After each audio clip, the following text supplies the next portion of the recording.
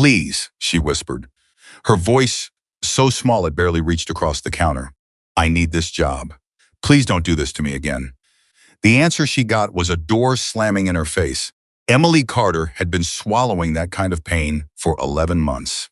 But tonight, a stranger walked through the front door of that diner, someone who had learned, through decades of hard living, that silence in the face of cruelty was its own kind of crime.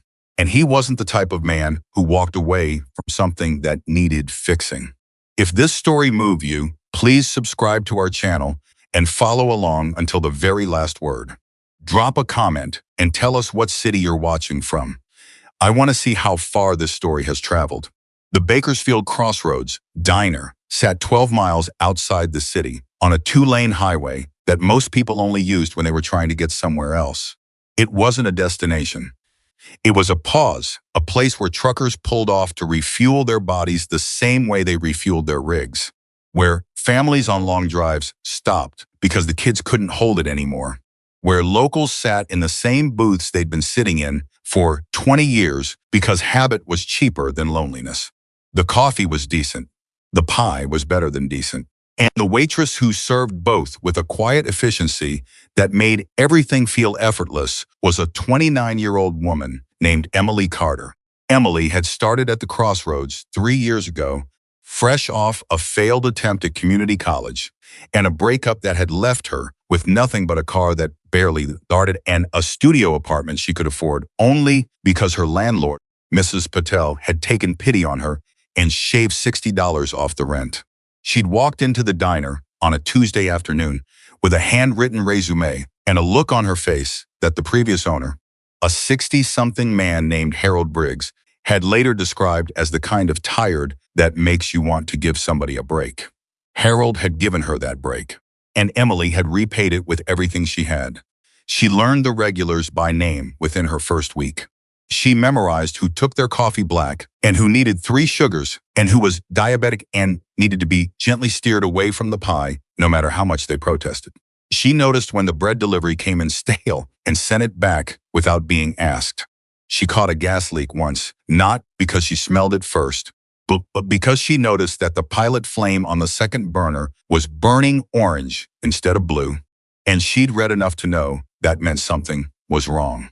Harold used to say that Emily didn't just work at his diner. She watched over it. Then Harold's heart gave out on a Saturday morning 18 months ago, and everything changed. His nephew, Derek Lawson, inherited the property.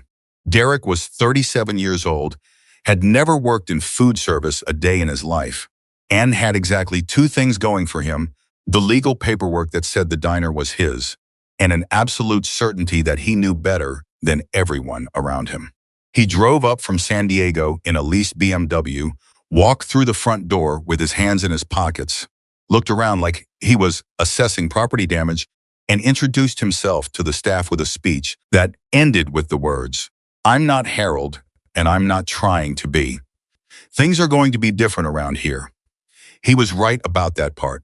Within his first month, Derek had fired 2 cooks for reasons that amounted to nothing more than the fact that he didn't like their faces. He'd changed the supplier for the coffee beans to save money, and the regulars had noticed immediately. He'd instituted a new dress code that required the waitstaff to wear a uniform that was 2 sizes too small across the shoulders because he'd ordered them all in mediums without asking anyone their size. He'd started docking pay for breakage dishes, glasses, anything that slipped and shattered got subtracted from that week's paycheck at a rate that had no legal basis and that everyone was too scared to challenge. And from the very beginning, he had focused the sharpest edge of his personality on Emily. Nobody fully understood why at first. Some of the other staff thought it was because Emily had been Harold's favorite, and Derek resented what he saw as inherited loyalty. Others thought it was simpler than that Emily was the one person in the diner who quietly and consistently knew more than he did, and that he couldn't stand it. The kitchen manager, a heavy-set man named Ray Torres, who'd worked at the Crossroads for 8 years, had his own theory that he shared with nobody but kept in the back of his mind like a stone he kept turning over. He thought Derek was the kind of man who needed someone to be less than him, and Emily was the most visible person available. Whatever the reason, it started with small things. Comments about her hair, observations about the way she talked to customers that were framed as coaching but landed like criticism. "You're too familiar with them," Derek told her once, his arms crossed, his voice carrying just enough volume that the nearest booth could hear. "This isn't a social club. They're here to eat, not to make friends with you." Emily had nodded, kept her mouth shut, gone back to work. Then it escalated to the schedule. Derek started giving her the worst shifts, without explanation doubles on the days she'd already worked 6 hours.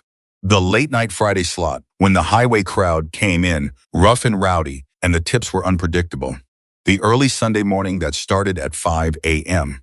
and required her to be there before the sun had any real intention of rising. When she asked for a single day off to attend her cousin's wedding, Derek looked at her request form for a long moment and then set it down and said, "We're short-staffed. I need you here." "I submitted the request 3 weeks ago," Emily said. "And I'm telling you 3 weeks later that things have changed." He picked up the form again and slid it across the counter back to her. "You want the day off. You find someone to cover you. That's not my problem." She found someone. She went to the wedding. She came back the next morning and discovered her name had been removed from the following week's schedule entirely. And when she asked Derek about it, he said, with a completely straight face, "I had to make adjustments." She was reinstated 3 days later after Ray Torres quietly told Derek that the lunch rush was impossible without her. But those 3 days without pay had cost Emily the difference between rent and not making rent, and she'd had to borrow $40 from Mrs. Patel and promised to pay it back by the end of the month. She did pay it back. She always paid everything back. That was who Emily Carter was.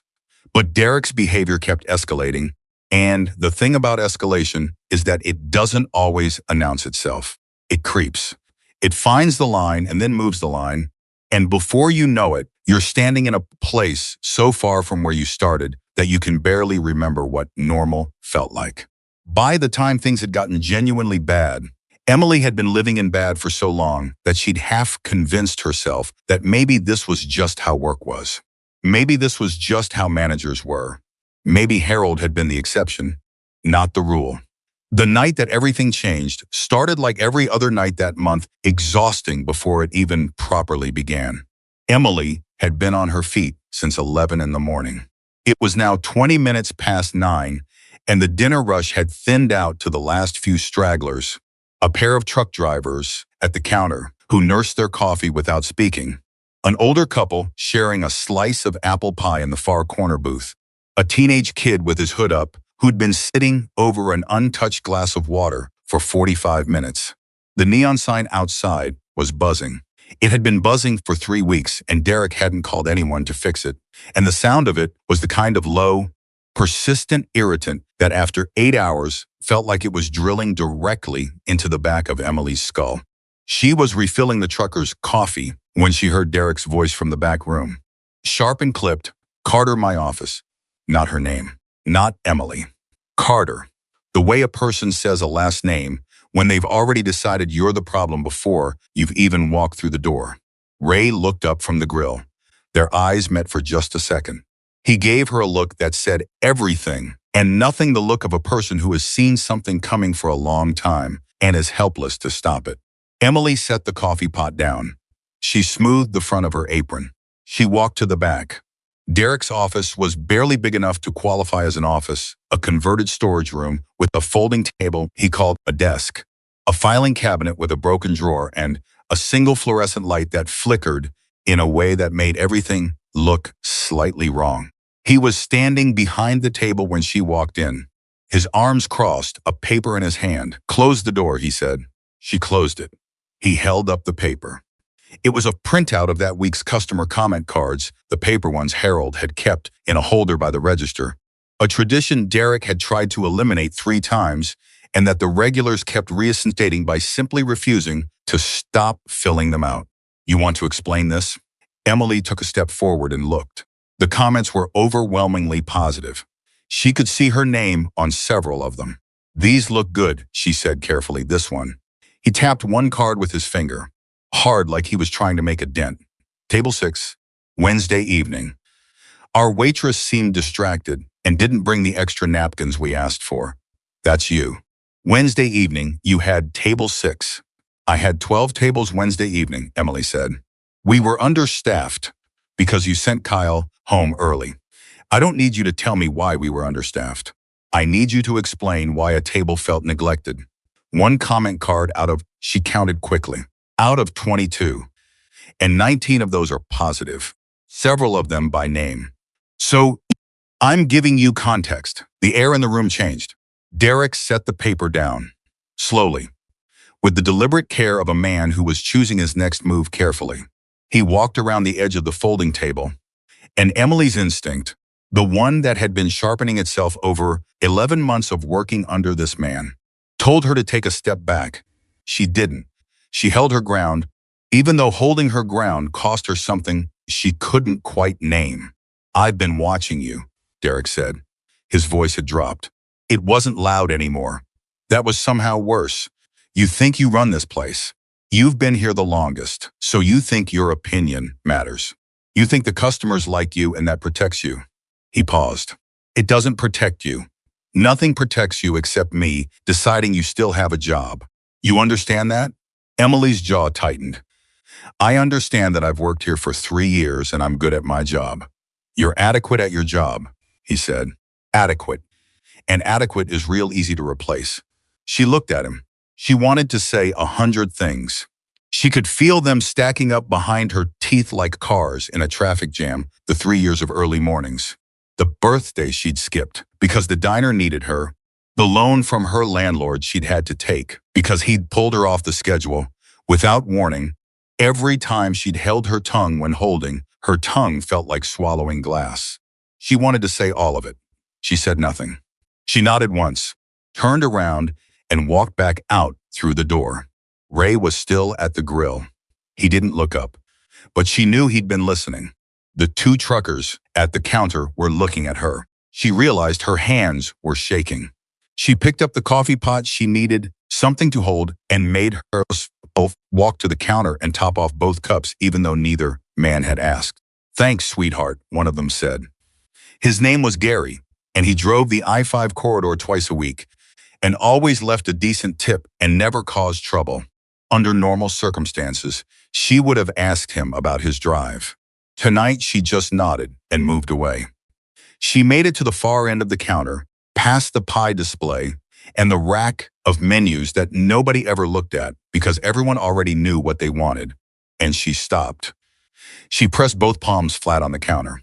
She stared at the surface, and she breathed slowly, in and out, the way she'd taught herself to do over these past 11 months, whenever the pressure built up past the point she could absorb normally. She was so focused on breathing that she didn't hear the door open. She didn't hear the familiar sound of a large engine cutting off outside, the particular quiet that falls after a motorcycle shuts down.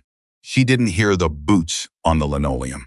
She only became aware of the new customer when he settled onto a stool at the counter 3 seats away from her and set his helmet down next to him with a gentleness that didn't quite match the size of the hands holding it. She straightened. She turned. The man sitting at her counter was somewhere north of 60, though she would have struggled to say exactly how far north. He was broad through the chest and shoulders in a way that suggested a physical history rather than a current dedication to the gym. His hair was gray and pulled back. His beard was the same gray, trimmed close on the sides and longer at the chin. He wore a black leather vest over a dark shirt, and the vest had patches on it. She registered them without studying them. The way you register that a fire truck is red without stopping to count the doors. His hands, when he folded them on the counter and looked at her, were the hands of a man who had worked with them for a very long time. His eyes were steady. That was the word for it. Not hard, not soft. Steady. Like he'd seen enough of the world that very little of it surprised him anymore. But that didn't mean he'd stop paying attention to it. Evening, he said. Evening. She reached automatically for a menu. Coffee? Please. He watched her pour it, not the way some men watched her, with a kind of casual, Unconscious assessment she'd learned to ignore. He watched the way you watch someone when you're checking on them. Like he already understood that something wasn't right and was deciding how much to ask about it. She set the mug in front of him. Do you know what you'd like? Or do you need a minute? What's good tonight? Chicken fried steak is fresh. Soup's tomato basil, we made it this afternoon. Pie's apple or cherry. Chicken fried steak, he said. And the soup first, if it's not a problem. No problem at all. She wrote it down even though she didn't need to. She turned toward the pass-through window to clip the ticket. Behind her, she heard him wrap both hands around the mug and take a slow sip. She heard the older couple in the far corner asking for their check. She heard the neon sign buzzing. She heard everything, and none of it reached her, because somewhere between on the counter and the pass-through window, the shaking in her hands had traveled up through her arms and settled in her chest, and she could feel the pressure building again behind her eyes. Not here, she told herself. Not in front of customers. Not again. She got through the next 15 minutes by focusing on mechanics. Soup to the man at the counter. Check to the couple in the corner. Refills for the truckers. The teenage kid finally ordered just a grilled cheese and a Coke, which told Emily he didn't have much money, so she made sure Ray put extra cheese on it without making a thing of it. This was the work she was good at. This was the work that made sense to her. People came in with needs. Some of them stated and some of them not, and she moved through the space between them and what they needed, and she helped bridge that gap. It had always felt natural to her. Harold used to say she had a gift for it. She was stories in the corner when she heard the couple's table in the corner, when she heard Derek's voice again from the kitchen, not the words. Just the register of it, the particular sharp edge that meant he was on his way to being angry about something else. She heard Ray respond, his voice lower, measured, and then Derek's voice again, louder now, and something metal clanging against something else, and Ray saying firmly, "That's not how you talk to people in my kitchen." And Derek saying, just as firmly, but with something colder underneath it, "Your kitchen? You want to tell me again whose name is on the deed?" Emily stood very still at the corner booth, the couple's plates stacked in her hands, and listened to the argument die down the way a fire dies down when it runs out of immediate fuel, not extinguished, just temporarily without oxygen. The kitchen went quiet. She heard Derek's footsteps moving toward the front of the diner. She headed back to the counter. Fast. She needed to be moving, needed to be visibly occupied when Derek appeared, because she'd learned that standing still was the thing that invited his attention. She set the plates at the bus station and picked up the coffee pot. Refills. She could do refills. She started with the trucker nearest to her. "Everything okay back there?" She looked up. The man in the leather vest was watching her. Not pointed, not pushy, just watching. His soup was half finished. His elbows were on the counter and his hands were loose around the mug. "Fine," she said. "Kitchen stuff.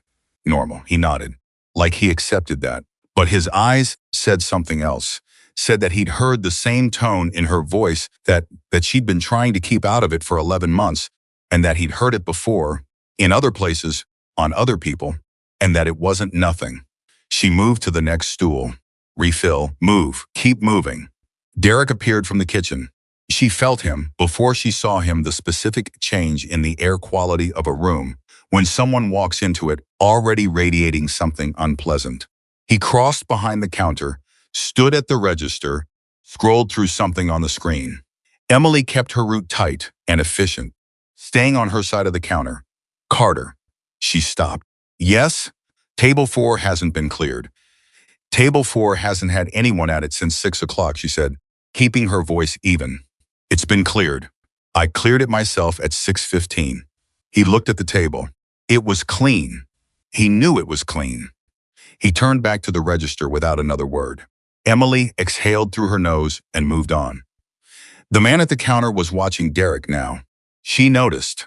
She pretended not to notice. She went back to the pass-through for the chicken fried steak and set it in front of the stranger with a quiet professionalism that she'd been practicing as a survival skill for nearly a year. "Pepper?" she said. "Thank you." He took the shaker. He looked at the plate, then back at her. You sure you're okay? I'm sure. She managed something adjacent to a smile. Let me know if you need anything. She turned to walk away.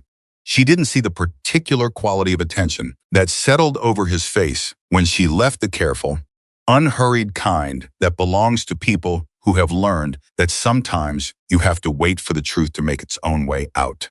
40 minutes later, Derek called her to the back room again. This time, Ray didn't look up at all, which was worse. She walked through the door. Derek was sitting at the folding table this time, which was somehow worse than when he was standing because it made the small room feel like a proceeding. He had another piece of paper in front of him. She couldn't see what was on it from where she stood. Close the door. She closed it. He laced his fingers together on top of the paper. I'm adjusting your hours, he said. Starting next week, she waited. You're going from 5 shifts to 3.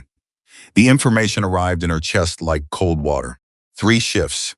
She already knew her rent, her car payment, her utilities, her groceries, the minimum payment on the credit card she'd had to use last month for a car repair. She knew, with the mathematical precision of someone who had lived close to the edge of things for a long time, exactly what 3 shifts meant versus 5. Why, she said. Business reasons. What business reasons? I don't need to explain my scheduling decisions to you, he said. I'm telling you as a courtesy. Starting Monday, Derek. She hadn't used his first name in months. She watched something shift in his expression, a slight tightening, like a person who's been touched unexpectedly. I have bills. I have rent. 3 shifts won't, then maybe, he said. His voice going very quiet and very precise. You should think about whether you want to adjust your attitude to match the number of shifts you actually deserve. The word hung there. Deserve. She stared at him. She could feel something happening behind her sternum, not anger exactly, though anger was part of it. It was something older than anger, something heavier. It was the accumulated weight of 11 months of small injuries adding up to a single unbearable total. And standing in that terrible little room, under that flickering light, she felt it reach a number her body couldn't absorb anymore. Her eyes filled. She turned around so fast she nearly knocked the door with her shoulder. She got through it, pulled it closed behind her, and made it 6 steps down the hallway before she had to stop, press the back of her wrist against her mouth, and hold everything in with every piece of will she had left. Ray was at the grill. He heard her stop. He kept his eyes on the grill. She stood in that hallway for 30 seconds, 45. She breathed. She put herself back together with the patient, practiced economy of someone who had done this many times before. And then she walked back out to the counter. The teenage kid had left. The truckers were putting on their jackets. The older couple was long gone. The only person left at the counter was the man in the leather vest who had finished his meal and was holding his coffee mug in both hands, and who looked up when she came back out with an expression that had no performance in it whatsoever. She reached for the coffee pot. Refill. Move here, he said quietly. She looked up. He'd pushed a 20 across the counter. The meal was $12. He was looking at her with those steady eyes, and he said just as quietly, you don't have to be okay. She opened her mouth. The professional reply was right there, trained, in and ready. Oh, I'm fine, thank you. Let me get your change. It was right there. It didn't come out. What came out instead was a sound small, involuntary, the kind of sound that happens when a person has been holding something too tightly for too long and something shifts even slightly. She pressed her lips together. She looked down at the counter. She could feel her eyes doing the thing they'd been trying to do for an hour, and she did not have the strength left to stop them. Hey, his voice was gentle, not soft. There's a difference. Soft would have broken her. Gentle held her up. What's going on? I'm sorry. She pressed the back of her hand against her cheek. I'm sorry. I'm fine. You don't look fine. He wasn't pressing. He was just stating it, the way a person states a weather fact. Matter of fact and without judgment. She looked up at him. Her vision was blurry at the edges. I'm fine, she said again. And even she could hear how hollow it sounded. He looked at her for a moment. Then he said, is it the manager? The guy who keeps calling you from the back. She said nothing. Because I've been sitting here for an hour, he said, and I've watched you get called back there twice. And both times you came back looking like someone had taken something from you. And that's none of my business, unless you want it to be. Emily looked at the counter. The 20 was still sitting there between them. She thought about Derek's voice saying, deserve. She thought about 3 shifts. She thought about Mrs. Patel and the $60 off rent and the credit card and the car that barely started. She thought about Harold saying, she watches over it. And she thought about how it felt to watch over something you loved being slowly taken apart, someone who didn't understand what they had. When she finally looked back up, her voice was barely above a whisper. My manager keeps hurting me, she said, and I don't know how to make him stop. The man in the leather vest looked at her for a long moment. Then he set his coffee mug down. Tell me, he said. And for the first time in 11 months, Emily Carter did.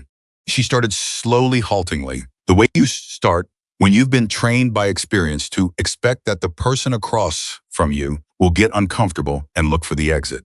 She told him about the schedule manipulation, about the docked pay, about the constant small humiliations designed to chip away at her sense of her own competence. She told him about the dress code and the comment card and the argument she'd just had. And as she talked, she watched his face for the signs. She'd learned to look for the slight leaning back, the eyes going vague, the polite nodding that meant someone was waiting for her to stop. They didn't come. He stayed exactly where he was, leaning forward slightly, his elbows on the counter, his eyes on hers. How long has this been going on? He asked. Since he took over. About a year. Has anyone else reported it? The other staff. Ray, the kitchen manager, he said things. But Derek can fire him anytime he wants. Ray has a family. He's not going to. She stopped. Nobody's going to go up against someone who controls whether they have a job. The man nodded slowly. Have you reported it anywhere? HR? A labor board? There's no HR. It's just him and a part owner who's in Phoenix and never comes here.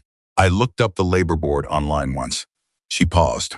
I looked it up 3 times, actually. She looked down. I was afraid that if I filed something, it would make it worse. And I can't afford for it to get worse. He was quiet for a moment. What's your name? Emily.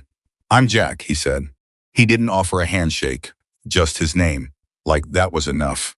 What he's doing, cutting your pay through docked hours, manipulating your schedule as punishment.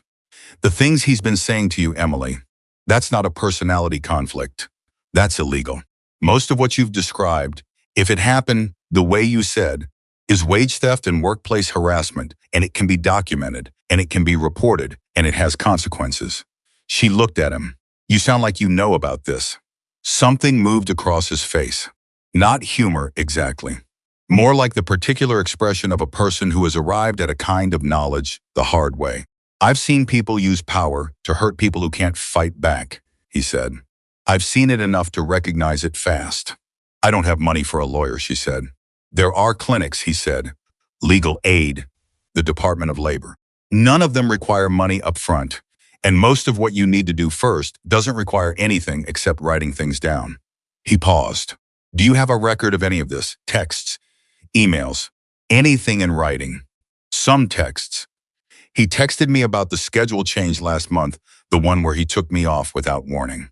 I have that, and the pay stubs that show the deductions. I saved all of those because something told me I should. He looked at her steadily. Something was right.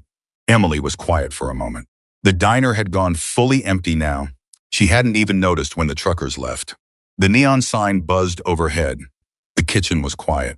She was aware that she had just told a stranger things she hadn't said aloud to anyone, and she was waiting for the familiar crawling feeling of exposure, of having made herself vulnerable in a way that was going to cost her. It didn't come.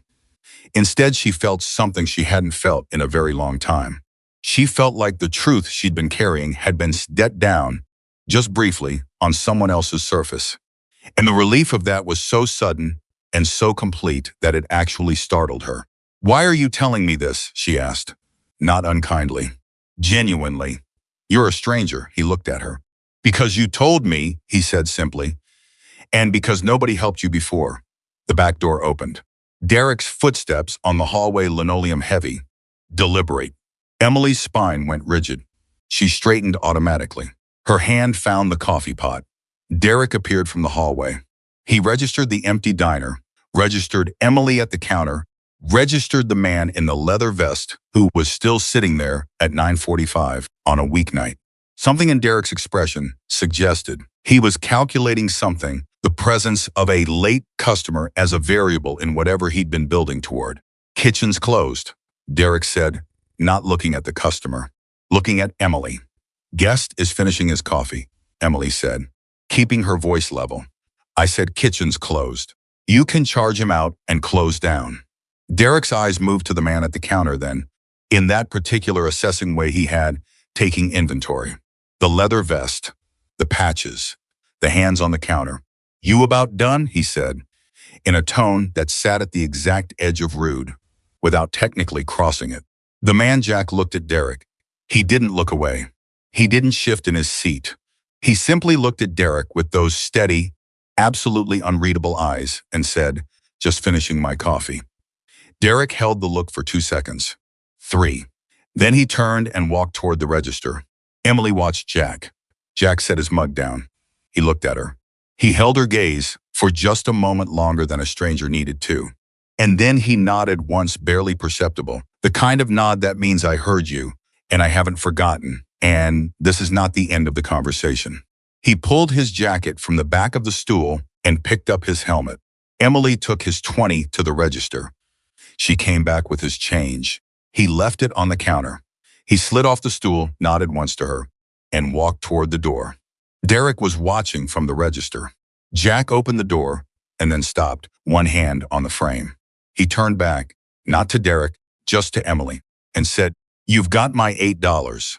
Put it toward your notebook. She didn't know what he meant. And then she did. He meant, start writing it down. The door closed behind him. The rumble of the motorcycle, starting up, moved through the walls of the diner. And then it diminished, and then it was gone. Derek made a sound in his throat, something dismissive, and went back to the register. Emily stood at the counter. She looked at the $8. She thought about what it meant to have told the truth and not had the ceiling fall in. She thought about pay stubs and texts and the Department of Labor. She thought about the word deserve and the word document and the strange grounded weight of having been heard. She picked up the $8. She found a notepad, the same kind she used for orders behind the counter. She uncapped a pen and she started writing things down. She wrote for 3 hours that night. Not all at once. She wrote between closing tasks, between wiping tables and stacking chairs and counting the register, wedging sentences into whatever 30-second gaps she could find, while Derek moved around the diner in that proprietary way of his, touching things, adjusting things, making his presence felt in every corner of the space. She wrote when his back was turned. She wrote in the break room, during the 4 minutes she spent eating the half sandwich she'd brought from home. She wrote in her car before she could bring herself to start the engine and drive home. By the time she pulled into the parking lot of her apartment complex at 11:40, she had filled 7 pages of the order notepad with dates and times and dollar amounts and direct quotes she'd been storing in her memory like evidence she hadn't known she was collecting. The pay stub deductions, the schedule changes without notice, the things Derek had said to her verbatim. She had a good memory for his exact words because they were the kind of words that etch themselves whether you want them to or not. Adequate. Adjust your attitude. You deserve what you get. She sat in her car in the dark parking lot and read back what she'd written. And for the first time in 11 months, she felt something other than tired. She felt something that had a spine to it. She didn't have a name for it yet. She just knew it felt different from the grinding resignation she'd been living in. And different was enough to keep her awake for another 2 hours after she finally got inside. The next morning, she went back to work. Derek didn't say anything to her when she came in. He was in the office with the door cracked, and she could hear him on the phone, talking in the flat, efficient voice he used when he was talking about money. She tied her apron, clocked in, and started her opening side work without waiting for direction. Ray was already at the grill. He glanced at her when she came through, and then glanced again. Because something in the way she carried herself was different, and Ray Torres had been watching people for a long time. "You sleep?" he asked. "Not much." He paused, searching for the word. Decided. She looked at him. "Yeah? Yeah." He turned back to the grill. After a moment, he said, quietly, without looking at her, "Whatever you're thinking about doing, don't do it alone." She didn't answer. She went out front. The morning rush came in the way it always did, fast and ordinary, the kind of busy that was pure muscle memory, the kind she could do with half her brain, while the other half worked on something else entirely. She took orders and delivered plates and kept the coffee moving, and smiled at Gary when he came in for his Tuesday egg white omelet, and listened to Mrs. Huang from the flower shop describe her granddaughter's first soccer game in more detail than strictly necessary. And through all of it, she was thinking about Jack, about what he'd said, about the words labor board and documented and consequences. She didn't know his last name. She didn't know where he was going or where he'd come from, or whether she'd ever see him again. But she had the 7 pages in her apron pocket, and she had the $8 in her wallet. She hadn't spent them. She didn't know why. She just couldn't. And she had the very specific feeling that she had been specific motion the night before, that she wasn't going to be able to stop even if she wanted to. She wasn't sure she wanted to. At 10:15, Derek came out of the office. He walked through the diner in a slow circuit, the way he did most mornings, not to check on customers, not to help anyone, but to establish that he was present and watching. Emily tracked him with her peripheral vision. He stopped at table 3, picked up a menu that a customer had left slightly crooked, straightened it. He went behind the counter, opened the pastry case, looked inside, closed it. He came to stand 2 feet from where Emily was refilling the sugar dispensers. "Monday," he said. She looked up. 3 shifts. Monday, Wednesday, Friday. 7 to 2. He said it the way you'd say a weather report. No weight to it. No acknowledgement that he was cutting her income by 40%. "I thought you said next week," she said. "I moved it up." She held the sugar dispenser in her hands. She thought about the notepad in her apron pocket. She thought about Ray saying, "Don't do it alone." She thought about every calculation she'd run in her head the night before 3 shifts. Rent, car payment, the minimum payment, Mrs. Patel. "I need to understand the reason," she said. Her voice was steady. She was slightly astonished that it was steady. Derek looked at her with the particular expression he reserved for questions he found tedious. "I told you. Business reasons. Is there documentation?" "Something in writing that explains Emily." He said her name like a period at the end of a sentence. "I don't know what got into you last night, but I'm going to need you to come back to reality. You work the hours I give you. That's the agreement." "The agreement I signed says 40 hours minimum," she said. "It's in my employment contract." Something shifted in his face, almost imperceptible. She saw it. She'd been watching his face for 11 months, and she saw the exact moment he registered that she had said a specific, legally relevant thing in a conversation that was about a specific, legally relevant action. "I'll have to revisit that document," he said. "I have a copy," she said. He looked at her for 3 full seconds. Then he turned and walked back toward his office. Emily set down the sugar dispenser and pressed her hands flat on the counter and breathed. Her heart was hammering so hard she could feel it in her ears. She had never done that before. She had never cited a document. She had never said the words employment contract to his face. For 11 months she had absorbed and nodded and held her tongue. And in 30 seconds she had done something she hadn't done once in all that time. And the ground had not opened up and swallowed her. She heard Ray from the kitchen, a slow, deliberate sound of something being set down on the counter. She looked up. He was watching her through the pass-through window. He gave her a look she couldn't fully decode. It wasn't approval exactly. It was something older than approval. It looked like recognition. She served the next table. Jack came back at noon. She saw the motorcycle first, heard it, actually. The particular sound of it settling into silence outside the front window. Her hands went still on the order pad she was carrying.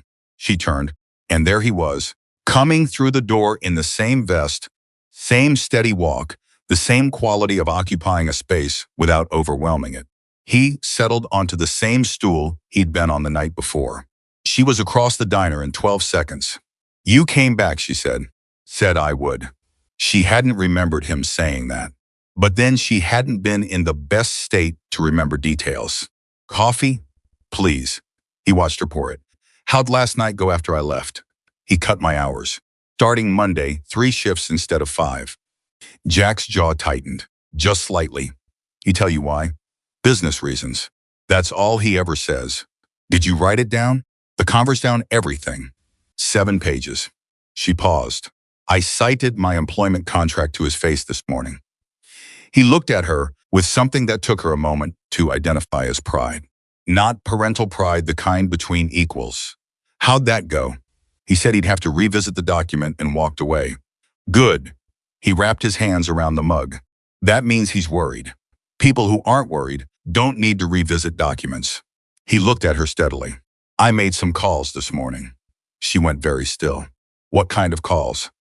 "There's a legal aid clinic in Bakersfield, California, rural legal assistance. They handle wage theft and workplace harassment for workers who can't afford private attorneys. I talked to a woman there named Sandra Reyes. She handles employment law." He reached into the inside pocket of his vest and produced a folded piece of paper. He smoothed it on the counter and pushed it toward her. A name, a phone number, an address on a street she recognized near downtown. She said, "If you call before 3 today, she can do a phone consultation this week. No cost." Emily looked at the paper, then at him.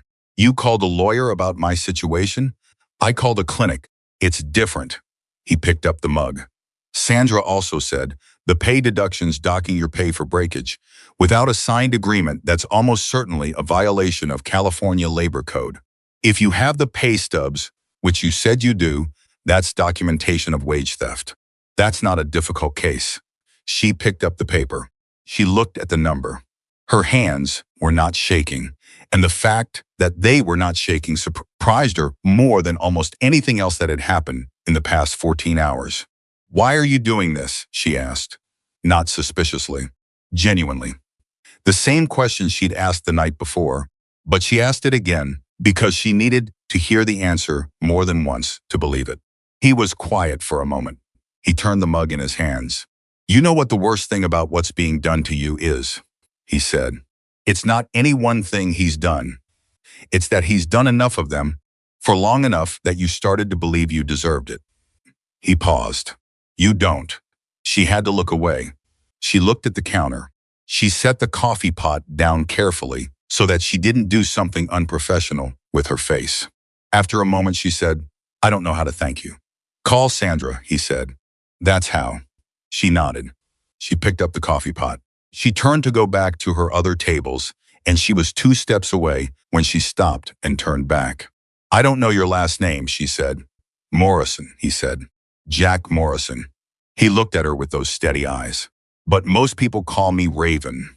She looked at the patches on his vest then, the way she'd registered them without studying them the night before. She studied them now.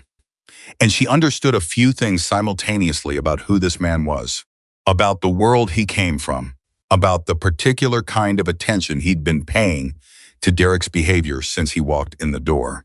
"Hell's Angels," she said. That's right.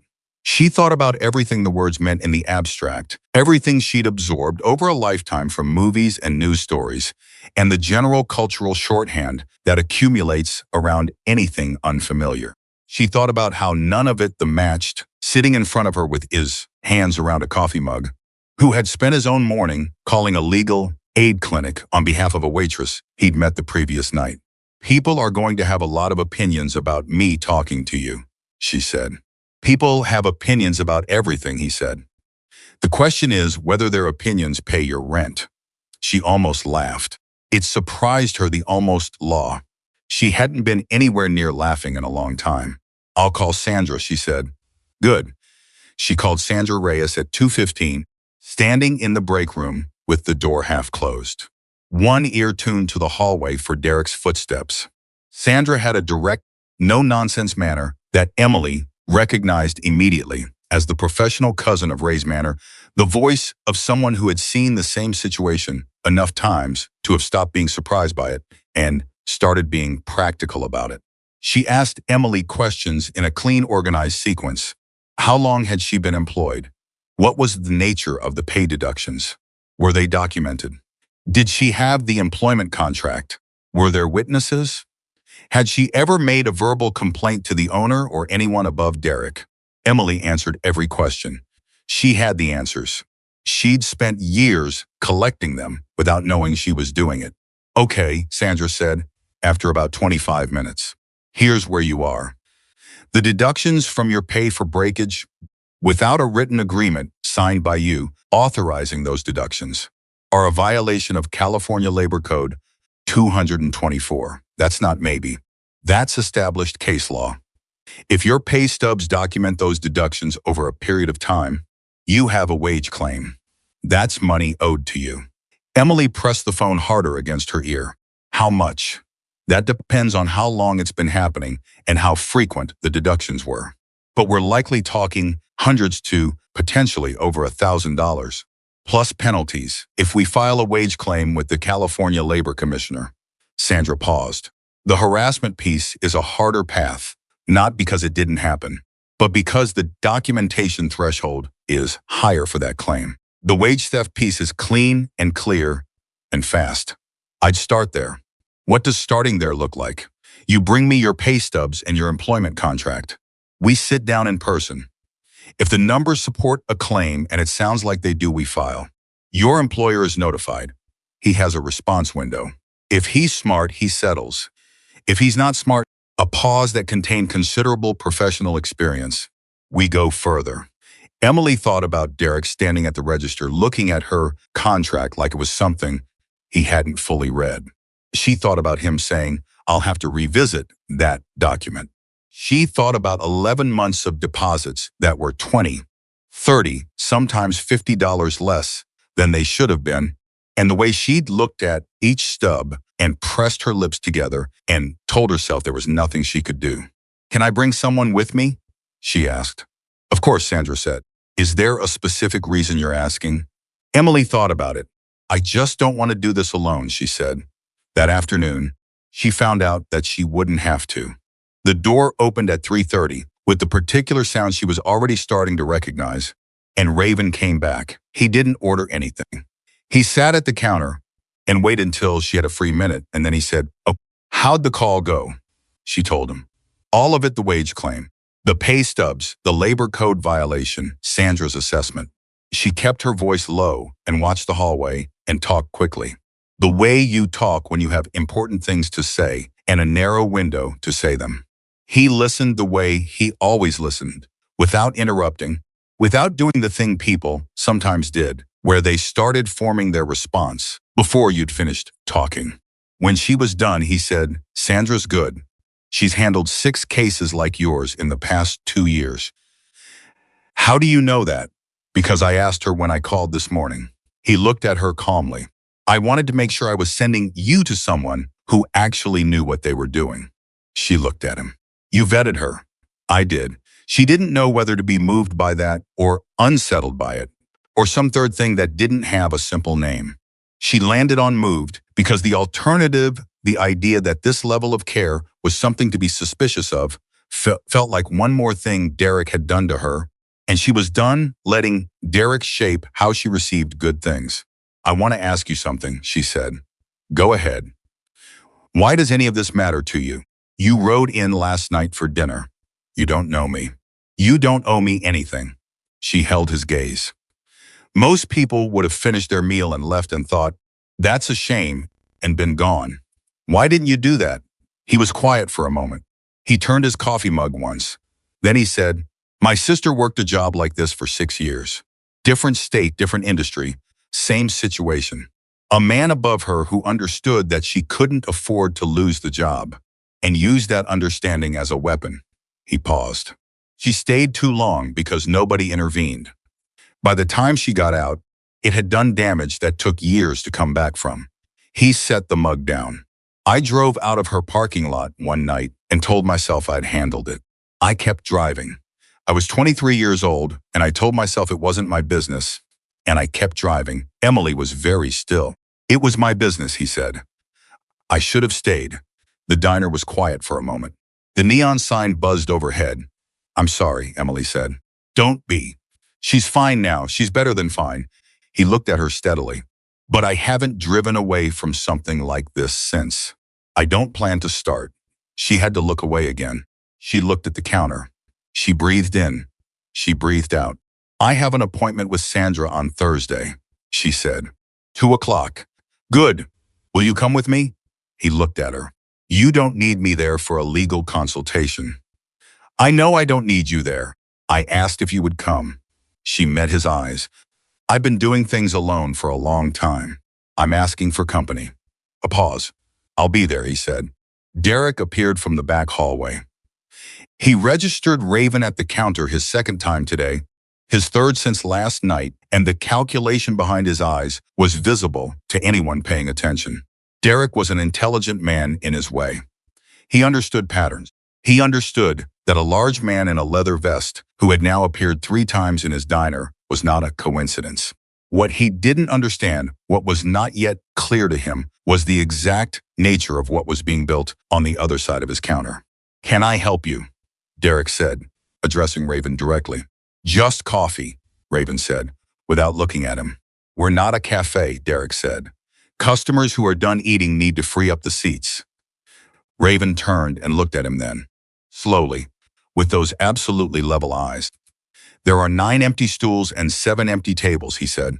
I'll sit here until I'm done. Derek's jaw tightened. He looked at Emily. Don't you have side work to do? I'm managing my tables, she said. He looked between them. The calculation in his eyes ran through whatever it was running through. Then he turned and walked back the way he'd come. The moment his footsteps retreated, Emily released a breath. Raven picked up his mug. His expression was completely unchanged, as if what had just happened was a weather event minor, temporary, notable only for being over. He does that to assert control, Emily said quietly. I know what he does, Raven said. He set the mug down and looked at her directly. What he just did, turning it on me, using me as a way to get at you, that's information. That's him telling you that he's noticed the change and he's rattled by it. Men like Derek, he paused. They're only as powerful as the silence around them. The second someone starts speaking, the whole structure shifts. Emily absorbed that. Ray appeared at the pass-through window. He looked at Raven.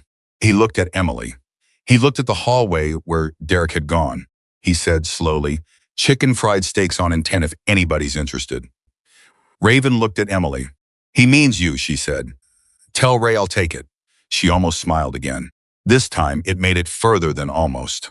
The second major shift happened at 6:00 that evening, and it came from a direction Emily hadn't anticipated. Raven had eaten and gone. He had places to be, he said. But he'd be back, and the dinner rush was starting in that gradual, building way of a Tuesday, which was never as heavy as a Thursday, but still enough to keep Emily moving at the pace where she stopped thinking about anything except the immediate mechanical needs of each table. It was in this state halfway between concentration and autopilot that she became aware of a conversation happening in the corner booth. The booth held 2 women she hadn't seen in the diner before. They were somewhere in their 40s, both of them, and they had the body language of people who'd chosen that particular corner booth specifically because it was the furthest from the main traffic. They were speaking quietly, and one of them was crying, not dramatically, just the small persistent tears of someone who has been crying in private for a long time. Emily approached. Can I get you anything? The one who wasn't crying looked up. Just water for now. Thank you, of course. She came back with 2 waters and set them down gently, the way she did when she could read that a table needed to be left alone. She was turning to go when the one who'd been crying said, without looking up, You work for Derek Lawson? Emily stopped. She turned back slowly. Yes, the woman looked up.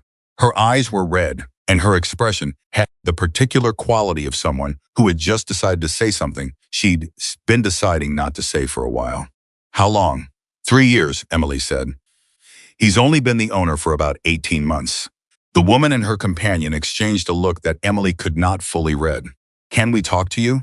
The first woman said. When you have a minute. Emily looked at the diner. The rush was still building. She had 4 tables running. I can sit with you for 5 minutes right now, she said, and she slid into the booth across from them. The woman's name was Carol, and the woman with her was her sister Linda. Carol had worked for Derek Lawson at a property management company he'd operated in San Diego before he'd moved up to take over the diner. She'd worked there for 2 years. The outline of what she described was so familiar that Emily felt a physical sensation somewhere in the center of her chest, not surprise, not shock, but something grimmer and quieter than both. Recognition, the schedule manipulation, the docking of pay for minor infractions, the private meetings in small offices where the door closed and the voice dropped and the message became clear. You are here because I allow you to be here, and I can end that whenever I choose. Did you report it? Emily asked. Carol looked at her water glass. I left. I left. Leaving was enough. She paused. It wasn't enough. He's still doing it. To someone else now, her eyes came up. To you. Emily's hands were still on the table. Why are you here, she said. Not harshly, gently. Genuinely. I found your diner online, Carol said. I was trying to find out where he'd gone. I'd heard he'd inherited a restaurant, and I thought. She stopped. I wanted to know if it was still happening. I wanted to know if I should have done something before. Emily looked at her for a long moment. Do you have records? From when you worked for him? Carol looked at Linda. Linda reached into her bag and produced a folder. Emily sat in that corner booth. For 12 minutes, she lost track and let the tables go.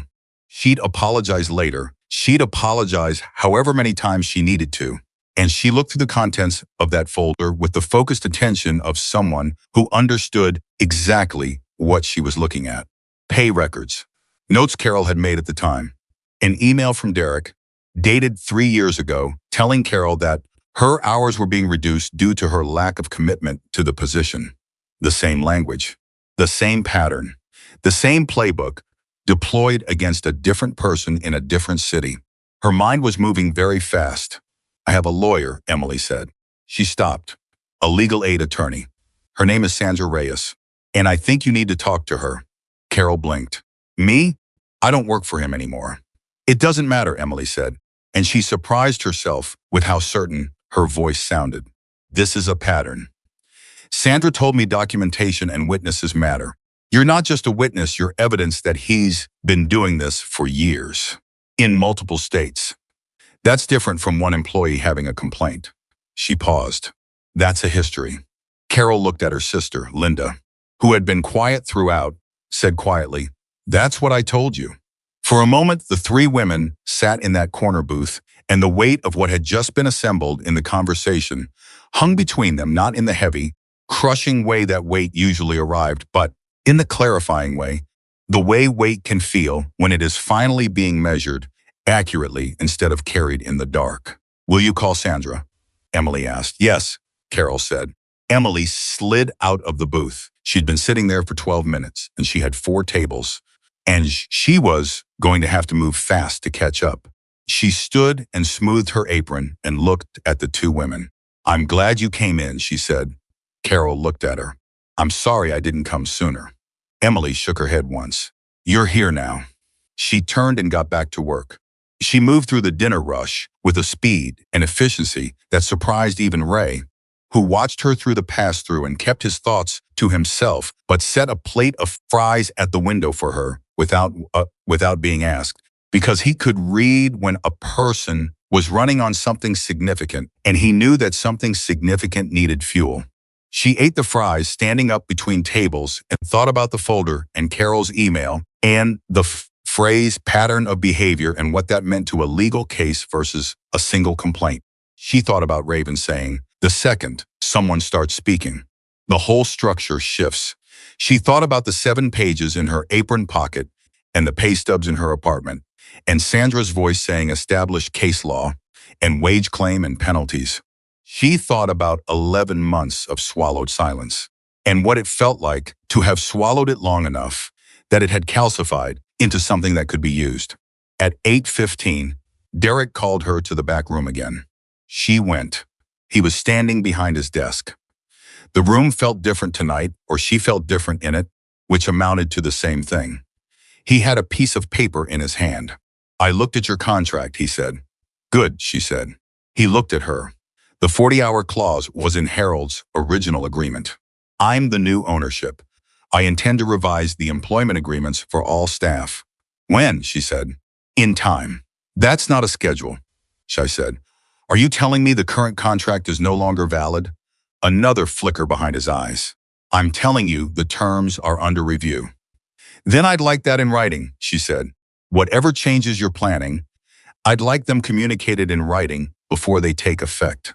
The room was very quiet. "That's an interesting request," Derek said. His voice had gone to the flat, careful register that she recognized as the voice he used when he was deciding how much to show. "I think it's a reasonable one," she said. He looked at her for a long time. She held his gaze. She didn't look away. She thought about Carol sitting in the corner booth with her folder and her red eyes. And she thought about Raven saying, "People use power to silence someone weaker." And she thought about Harold saying she watches over it.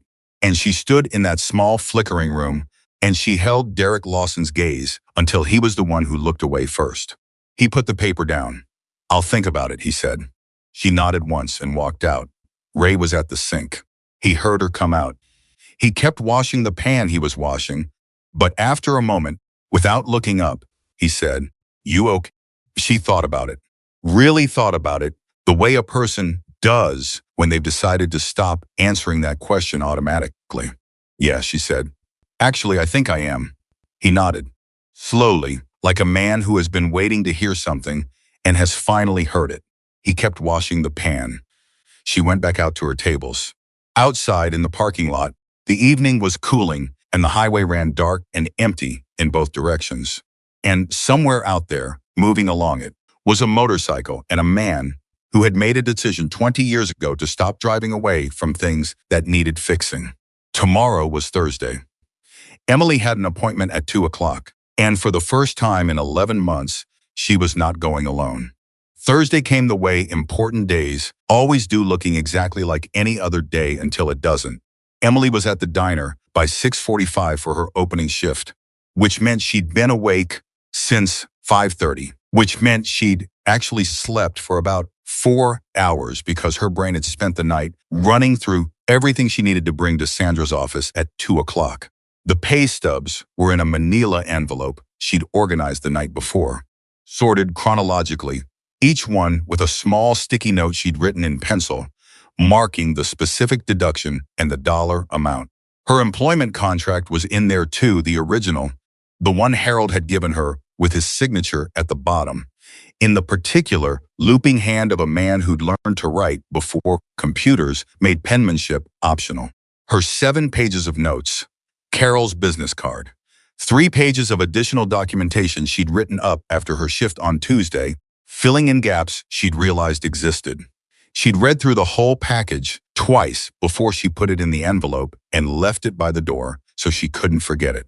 She was as ready as she was going to be.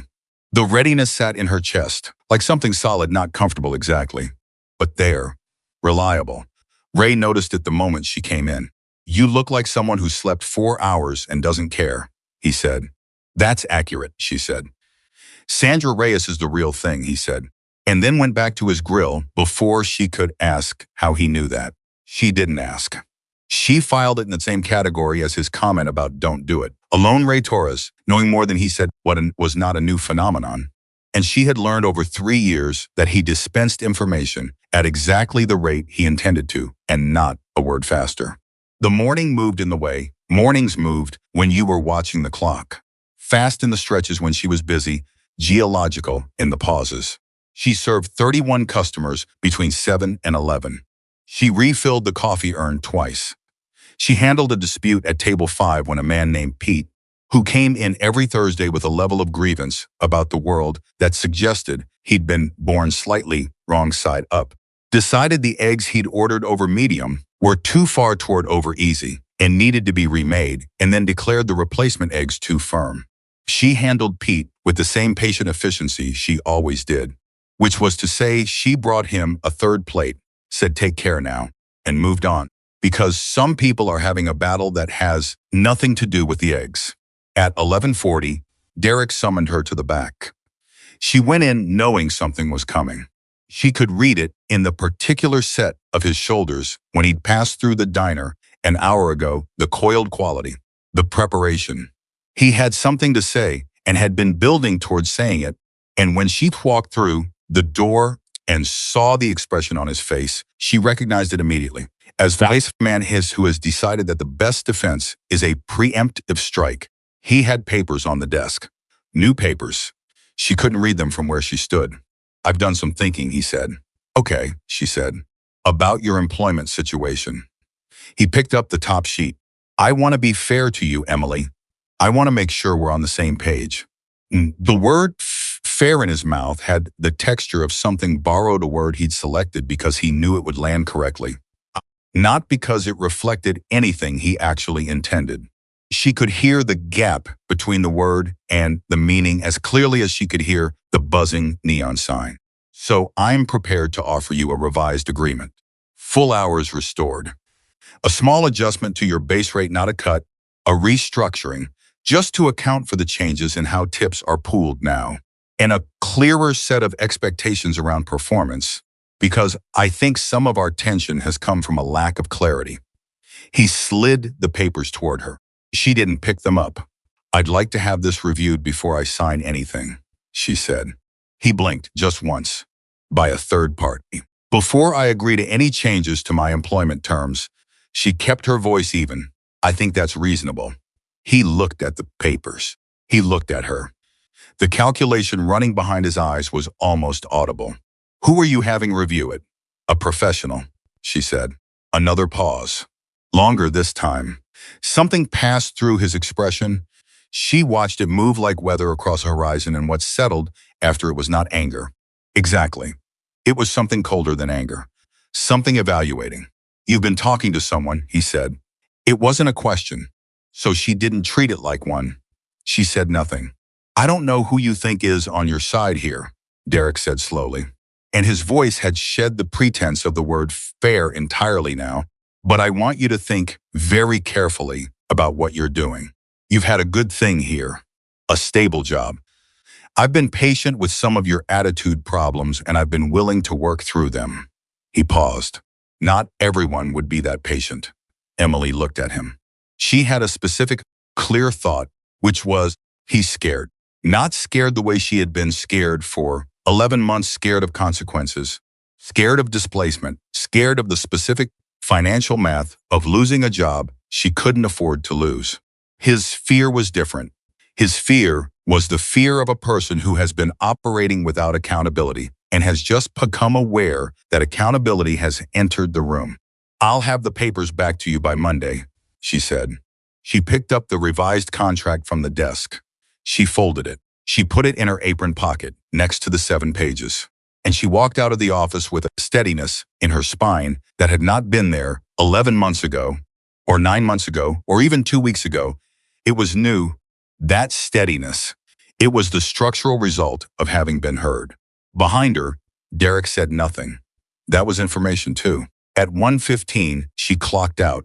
She went to the break room and changed out of her apron, washed her hands, picked up her purse and the manila envelope from her locker. Ray was at the grill. She appeared at the pass-through. I'll be back for the dinner shift, she said. He looked up. He looked at the envelope in her hands. Good luck, he said. Just that. Enough. Raven was waiting in the parking lot. He was leaning against his motorcycle, not sitting on it, just leaning beside it with his arms crossed and his eyes on the highway, the posture of a man comfortable with waiting. He looked up when she came out. He looked at the envelope. Ready? He said. I've been ready since Tuesday, she said. He almost smiled. Let's go. Sandra Reyes's office was on the second floor of a building on Chester Avenue that had the utilitarian dignity of places that do important work without the resources to make it look impressive. The waiting area had 4 plastic chairs and a table with magazines that were 3 months old and a receptionist named Tony who knew Raven by name, which Emily filed away without comment because there were apparently layers to this man she was still discovering. Sandra herself was 40-something, sharp-eyed, with the kind of compressed energy that suggested she operated at high velocity at all times and had simply learned to appear calm while doing it. She shook Emily's hand, looked at the envelope, looked at Raven, said Jack, in a tone that was simultaneously professional and acknowledged a history, and led them both into her office. What happened in the next 90 minutes was the most clarifying 90 minutes of Emily Carter's adult life. Sandra went through the pay stubs first. She had a calculator and a legal pad, and she moved through the documents with a focused efficiency that made Emily feel, for the first time, that the evidence she'd been quietly collecting had been waiting for exactly this moment for a desk and a calculator and a person who knew what to do with it. 11 deductions over 14 months, Sandra said, running her pen down the column. Smallest is $12. Largest is $41. Total, she added, $318. That's what he took, Emily said. That's what he documented taking. Sandra set the pen down.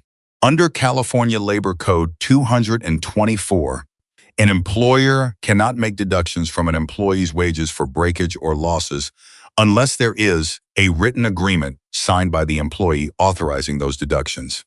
Do you have any such agreement? No. Did anyone ever present you with one? No. Then every single one of these deductions is unlawful.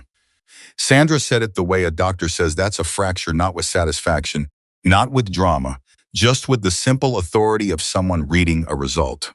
We file a wage claim with the California Labor Commissioner. The filing is free. Your employer is notified and has the opportunity to respond. If he disputes, there's a hearing.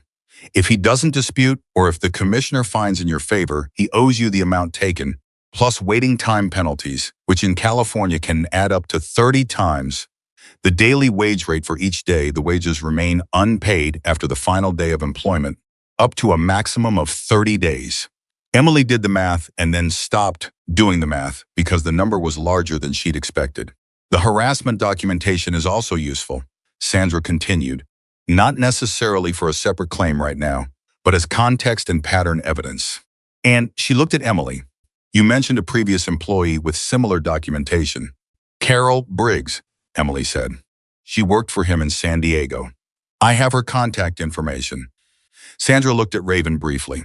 He said nothing, but something passed between them, the look of two people who have worked together long enough to communicate efficiently without words. If Carol is willing to provide a statement, Sandra said, and if her documentation is as described, what you have is not one employee's wage complaint. What you have is a pattern of conduct across multiple employment relationships, potentially across multiple states. That changes the weight of it. She paused. That makes it a much more serious case. Emily sat very still in the plastic chair across from Sandra Reyes's desk, and she thought about Carol's red eyes in the corner booth, and Carol's folder with its contents, and Carol saying, I'm sorry I didn't come sooner. And she thought about how many things look like isolated incidents until someone puts them in the same room together. File it, Emily said.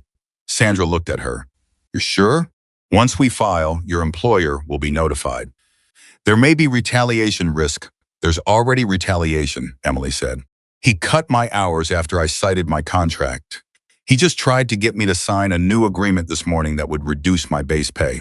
She paused. The retaliation is already happening. I'd rather it be happening because I filed than because I defended myself with a sentence. Sandra looked at her for a moment with an expression that had something quiet and professional underneath it, not sentiment, but the particular respect of one person for another who has understood the situation accurately. Okay, she said. We file. They were in the office for another 40 minutes after that forms. Copies of documents, Sandra explaining the timeline and what to expect after the filing.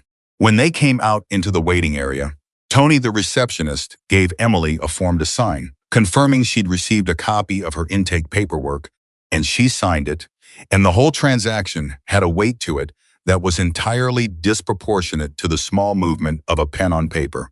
In the parking lot, she stopped walking.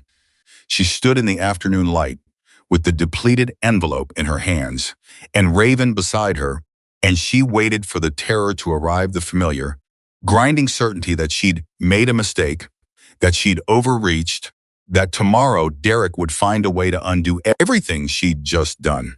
She waited for it. It didn't come. What came instead was a tiredness that was completely different from the tiredness she'd been carrying for 11 months, not the tiredness of endurance, but the tiredness of effort, of having done something that cost something, of a legitimate expenditure. "How do you feel?" Raven asked. She thought about it honestly.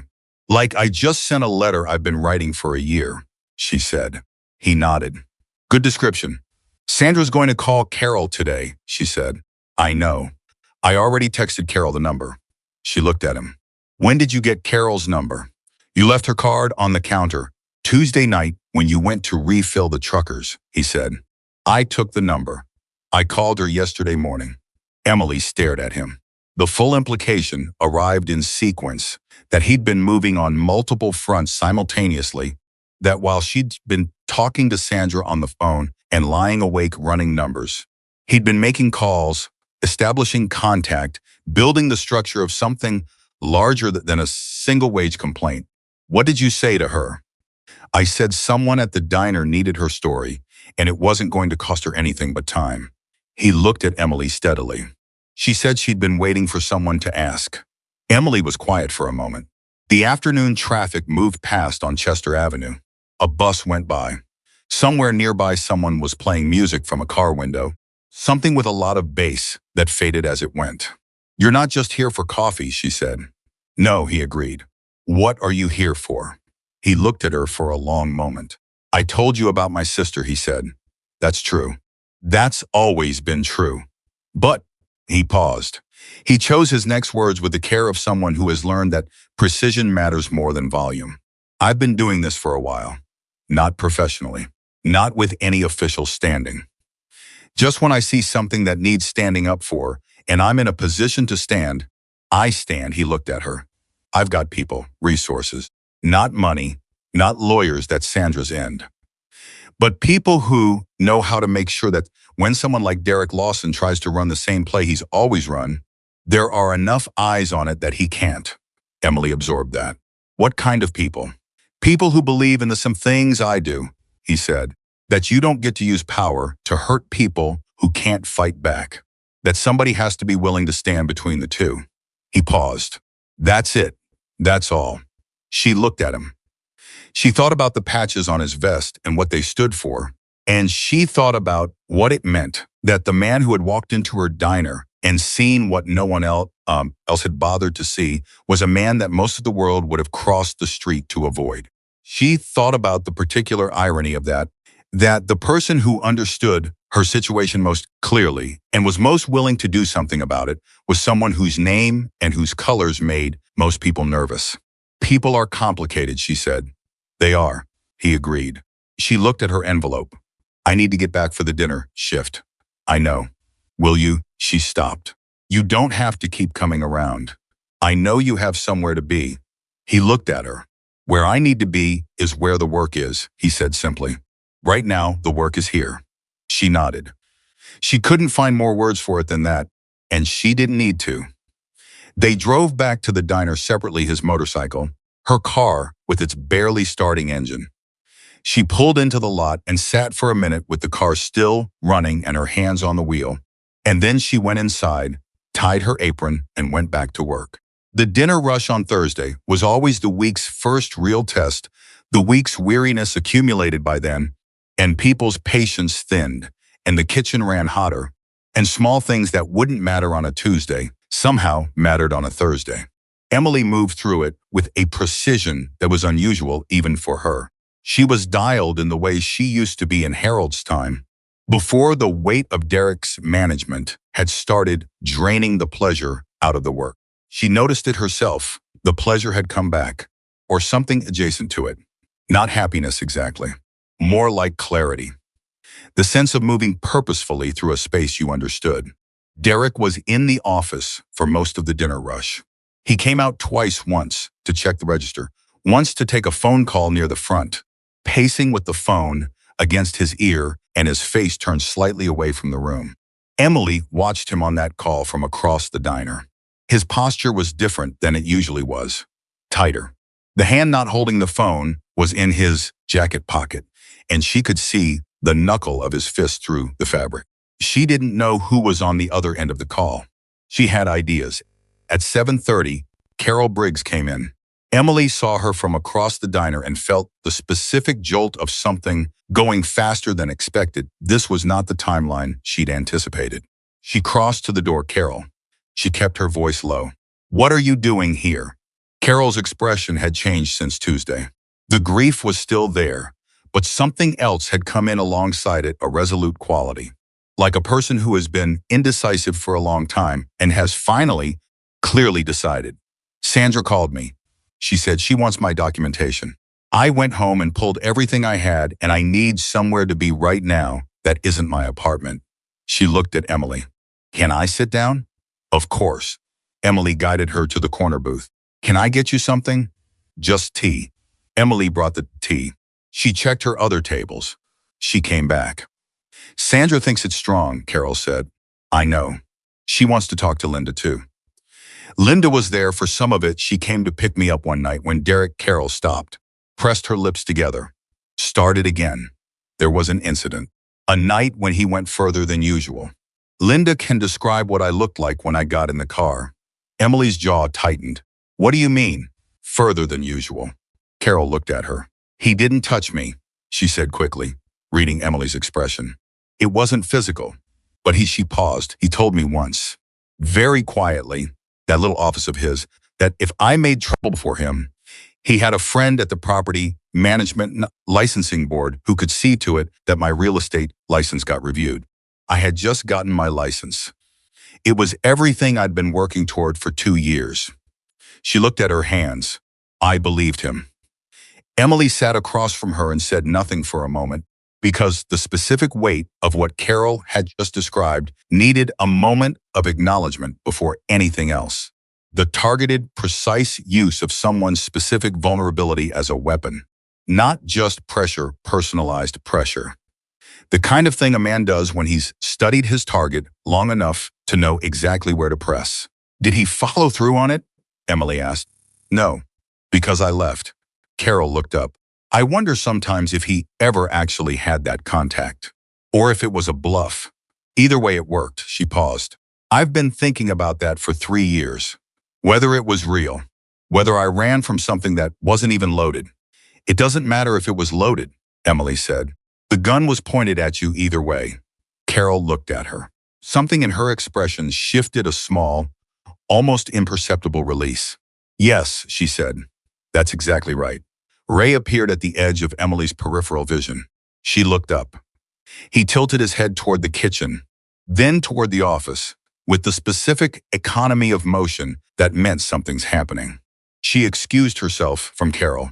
She walked toward the kitchen. Ray met her at the pass-through. His voice was low and flat and careful. Derek just got off the phone and went straight to his computer, Ray said. I walked past the office door. He's pulling personnel files. Emily's pulse kicked. Whose files? Can't say for sure, but he was moving fast. Ray looked at her with the direct, unembellished expression of a man who's made a decision about which side he's standing on. Emily, whatever you're doing, you need to move faster than him. She thought of the filing. Sandra had said the notification to the employer went out within 2 to 5 business days of filing. That was the standard window. But Derek was already moving, which meant he'd been tipped off somehow, or he was smart enough to read the warning signs and had started protecting himself. Either way, the window was closing. She pulled out her phone. She texted Sandra, he's pulling personnel files. Can we expedite? Sandra's response came back in 4 minutes. Already on it. Called the commissioner's office this afternoon. They have a fast-track intake for documented wage theft cases with supporting witnesses. Your filing is in the priority queue. He'll be notified by tomorrow morning. Emily read the text twice. Tomorrow morning. She looked at the clock. It was 7:58. She thought about Derek in his office right now, behind his door, pulling files. She thought about what he was looking for, evidence of what he'd done, or evidence he could use against her, or both. She thought about the gap between pulling files and the notification arrives tomorrow morning, and she understood, with a clarity that had an almost physical quality, that the next 12 hours were going to determine the shape of everything that came after. She went back to Carol's booth. She sat down. "I need to ask you something," she said, "and I need you to be honest with me." Carol looked at her steadily. "Go ahead." "Are you willing to follow through, Sandra?" The statement. "Everything. If Derek finds out you're involved, he'll know where to find you. He may contact you. He may try to intimidate you, the same way he did in San Diego." Carol was quiet for a moment. She looked at her tea. She looked at the table. Then she looked up with the expression of a woman who has been deciding something for 3 years and has finally made the decision. "I'm not afraid of him anymore," she said. "I've been afraid of him for 3 years and I'm done." She paused. "Are you?" Emily thought about it. The honest answer was, a little. She was a little afraid in the specific, rational way of someone who can see clearly what they're walking into and chooses to walk into it anyway. That kind of fear wasn't the problem. The problem had been the other kind, the big, shapeless, room-filling fear that had told her for 11 months that she was alone and powerless and that speaking would only make things worse. That fear was gone. "No," she said, "I'm not afraid of him." The moment she said it, she heard the office door open. Derek's footsteps. She did not turn around. She heard him cross the diner floor. She heard him stop behind her. "Who is this?" Derek said. Emily turned. Slowly. She looked at him with the calm she'd been building for 4 days. The structural calm that comes not from the absence of tension, but from having a foundation to stand on. "A customer," she said. "Can I get you something?" Derek looked at Carol. Carol looked at Derek. The moment held itself in the air between the three of them, taut and airless, and Emily watched the recognition move across Derek's face in slow, uneven stages, the first suggestion of something familiar, then the trying to place it, then the arrival. He knew who Carol was. The color in his face changed. It was subtle, but Emily was watching closely enough to see it, a draining, a tightening around the jaw, the body's involuntary response to information it wasn't prepared for. "What are you doing here?" he said to Carol. His voice was low. Carol looked at him. She wrapped both hands around her tea mug. "Drinking tea," she said. The silence that followed was about 4 seconds long. It felt much longer. Derek turned. He walked back toward his office. His footsteps were faster than they'd been on the way out. The office door closed, not slammed. That would have been simpler. It closed with a deliberate, controlled quiet that was somehow worse. Emily looked at Carol. Carol's hands were tight on the mug, but she hadn't looked away. She'd held his gaze until he broke it. "You okay?" Emily said. Carol exhaled. "Yeah, I am." Emily's phone buzzed, a text from Raven, parking lot. 2 minutes. "Need to talk." She excused herself and went outside. Raven was standing by his bike. His expression was the same as always, level, unhurried, but something in his posture told her the conversation was going to have weight. "Sandra called me," he said. "The notification goes to Derek tomorrow morning. But she also told me something else." He paused. "There's a third woman." Emily stared at him. "What?" Carol mentioned a colleague when Sandra called her this afternoon. A woman named Priya Mehta, who worked for Derek at the same San Diego property company. Left 6 months before Carol did. Sandra tracked her down an hour ago. He looked at Emily. "Priya has documentation too. And Priya Mehta has something you and Carol don't have." "What?" "She filed a complaint with the California Department of Real Estate when she left," Raven said. 3 years ago. The complaint was reviewed and closed without action because she was the only complainant. One person's word against a manager's, no corroboration, no pattern. He paused.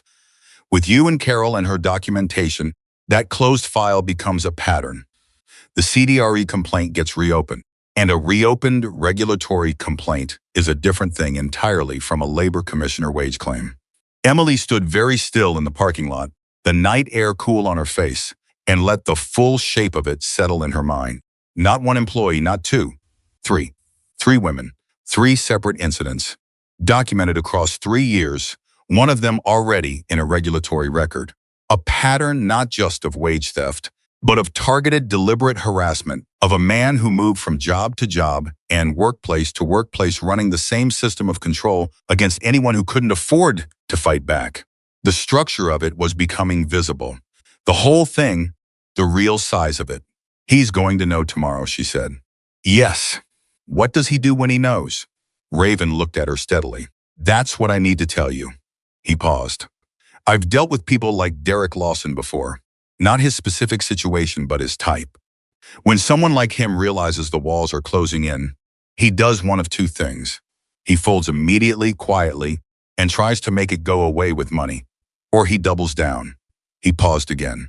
Derek has already started doubling down. He was on the phone tonight with someone. My guess is his attorney. You know that, how? Because I know what a man looks like when he's calling his attorney, Raven said simply. He needs to understand that doubling down isn't going to work. And someone needs to help him understand that. Emily looked at him. What does that mean? It means that tomorrow morning, when that notification arrives, I'd like to be in the diner when he reads it. She thought about what that meant. Raven in the diner. Derek receiving the notification. The two of them in the same room. She thought about what Derek would see, a man he'd already tried to dismiss and couldn't. A man whose presence in his diner had been a weight he'd been trying to calculate since the first night. Now there at the specific moment of impact. It was strategic. It was deliberate. And it was the kind of move that required someone who understood exactly how power worked and exactly how to position themselves in relation to it. You've done this before, she said. Not an accusation. Just the recognition of a pattern. I have, he said. And it works? It's worked enough that I keep doing it, he said. She looked at him for a long moment. She thought about her 7 pages of notes, and Sandra's calculator, and Carol's folder, and Priya Meha's 3-year-old complaint sitting in a closed regulatory file, waiting for someone to give it company. She thought about Harold saying, she watches over it. And she thought about the particular, specific cruelty of a man who had looked at everything she'd built and cared for, and decided it was his to dismantle for his own convenience. Be here at 7, she said. I open tomorrow. He nodded once. 7, he said. She went back inside. Carol was still in the corner booth. Emily sat across from her and wrapped both hands around the cooling mug of tea that had been meant for Carol and looked across the table. Tomorrow morning, Emily said, things are going to move fast. I need you here. Carol looked at her. She looked at the office door, still closed. She looked back at Emily. What time, she said. 7, Emily said. Carol nodded. She picked up her own mug. She drank her tea. And in the back office of the Bakersfield Crossroads Diner, behind a closed door, Derek Lawson sat at his folding table and made phone calls and pulled files and prepared for a morning that was going to arrive whether he was ready for it or not. He wasn't going to be ready for it. Emily didn't sleep. She lay on top of her covers with her clothes still on until 2 in the morning, running the same sequence through her mind on repeat. Sandra's voice saying, priority queue. Raven saying 7. Carol saying, I'm not afraid of him anymore.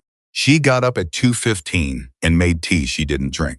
She sat at her kitchen table with the depleted manila envelope in front of her and thought about all the mornings she'd driven to that diner with her stomach already tight, already braced, already calculating how to move through her shift in a way that minimized contact and minimized friction and kept the target on her back as small as possible. 11 months of that. 11 months of kind of vigilance that had worn channels into her the way water wears channels into stone slowly, invisibly, until one day you look and the shape of everything has changed. She thought about who she'd been before Derek. She tried to remember what it felt like to walk into work without the tightening. She could remember it the way you remember something you haven't tasted in a long time, not the full sensation, just the outline of it, the knowledge that it existed. She wanted it back. At 3:40, she got in her car and drove nowhere in particular for 20 minutes. because the motion helped and the dark highway helped and the radio playing low helped in the way that company helps when you can't sleep and don't want to think. She drove past the diner on the way back. The parking lot was empty. The neon sign was off. From the outside, it looked like what it had always looked like from the outside a roadside diner. Ordinary, unremarkable, the kind of place you passed 100 times before you stopped.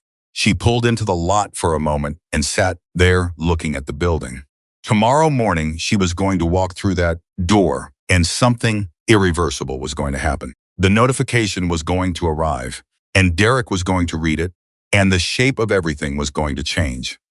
She knew this with the same certainty she knew her own name. She wasn't afraid of it. She was alert to it, which was different. Alert was useful. Alert kept you sharp. She'd been afraid for 11 months, and it hadn't protected her from anything. Alert was something she could actually use. She drove home. She set her alarm for 5:30. She closed her eyes. At 5:32, she was already awake. She was in the parking lot of the diner at 6:40, earlier than her scheduled start because waiting in her apartment was not something her body was going to allow. Ray's truck was already there. She could see the kitchen light on through the back window. She went in through the front door and tied her apron and started the coffee. Ray appeared at the pass-through after 3 minutes and looked at her with the expression of a man taking a reading. "You sleep?" he said. "Some eat something before it starts." She wasn't hungry. She knew he was right. She made herself eat half a piece of toast in the break room, standing up, chewing without tasting. She went back out front. At 6:58, Carol's car pulled into the lot. At 7:01, the sound of a motorcycle. Emily was behind the counter when Raven came through the door, and the particular quality of ease in the way he moved unhurried, solid, like a person who has already decided what he's doing and has no uncertainty left about it, steadied something in her chest that had been vibrating since 3 in the morning. He sat at his stool. She poured his coffee without being asked. "He here yet?" Raven said. "His car's in the lot. He usually comes out of the office around 8. She paused. "The notification, when does it?" Sandra said the commissioner's office opens at 8. Notification goes by certified email. He'll have it between 8 and 8:30. Carol slid into the corner booth, same as the night before. She'd brought Linda. Linda was quieter than Carol, with the watchful, practical energy of someone who has spent years being the person who picks up the pieces and has gotten very good at it. She ordered oatmeal and ate it steadily and said very little, which Emily appreciated because the diner was filling up with the morning regulars and she needed to be working, needed to have her hands moving, needed the ordinary mechanics of the job to keep her grounded while she waited for 8 o'clock to arrive. Gary came in at 7:20 with his Tuesday egg white omelet energy displaced to a Friday because his route had changed this week. He sat at the counter, 3 stools from Raven, and ordered his usual without looking at the menu and said to Emily, in the comfortable way of someone who considers himself a fixture of a place, "You look like you've got something on your mind." "Busy morning," she said. He looked at Raven with the frank, assessing curiosity of a long-haul trucker who has learned to read people fast. "You're new," he said. "Been in a few times," Raven said. Gary grunted. He looked at his coffee. He looked at the counter. He said, "To no one in particular, diner feels different this week." Emily looked at him. "Different how?" "Don't know exactly." He picked up his mug. "Like something's about to happen." She didn't answer that. She refilled his coffee and moved down the counter. At 7:45, Derek came out of the office. He was dressed the same as always, pressed shirt, slacks, the business casual armor of a man who needed to be perceived as in control of his environment.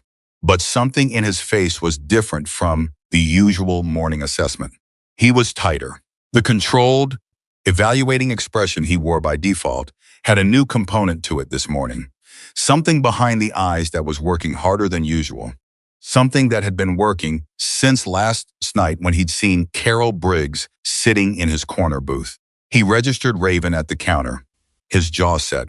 He registered Carol and Linda in the booth.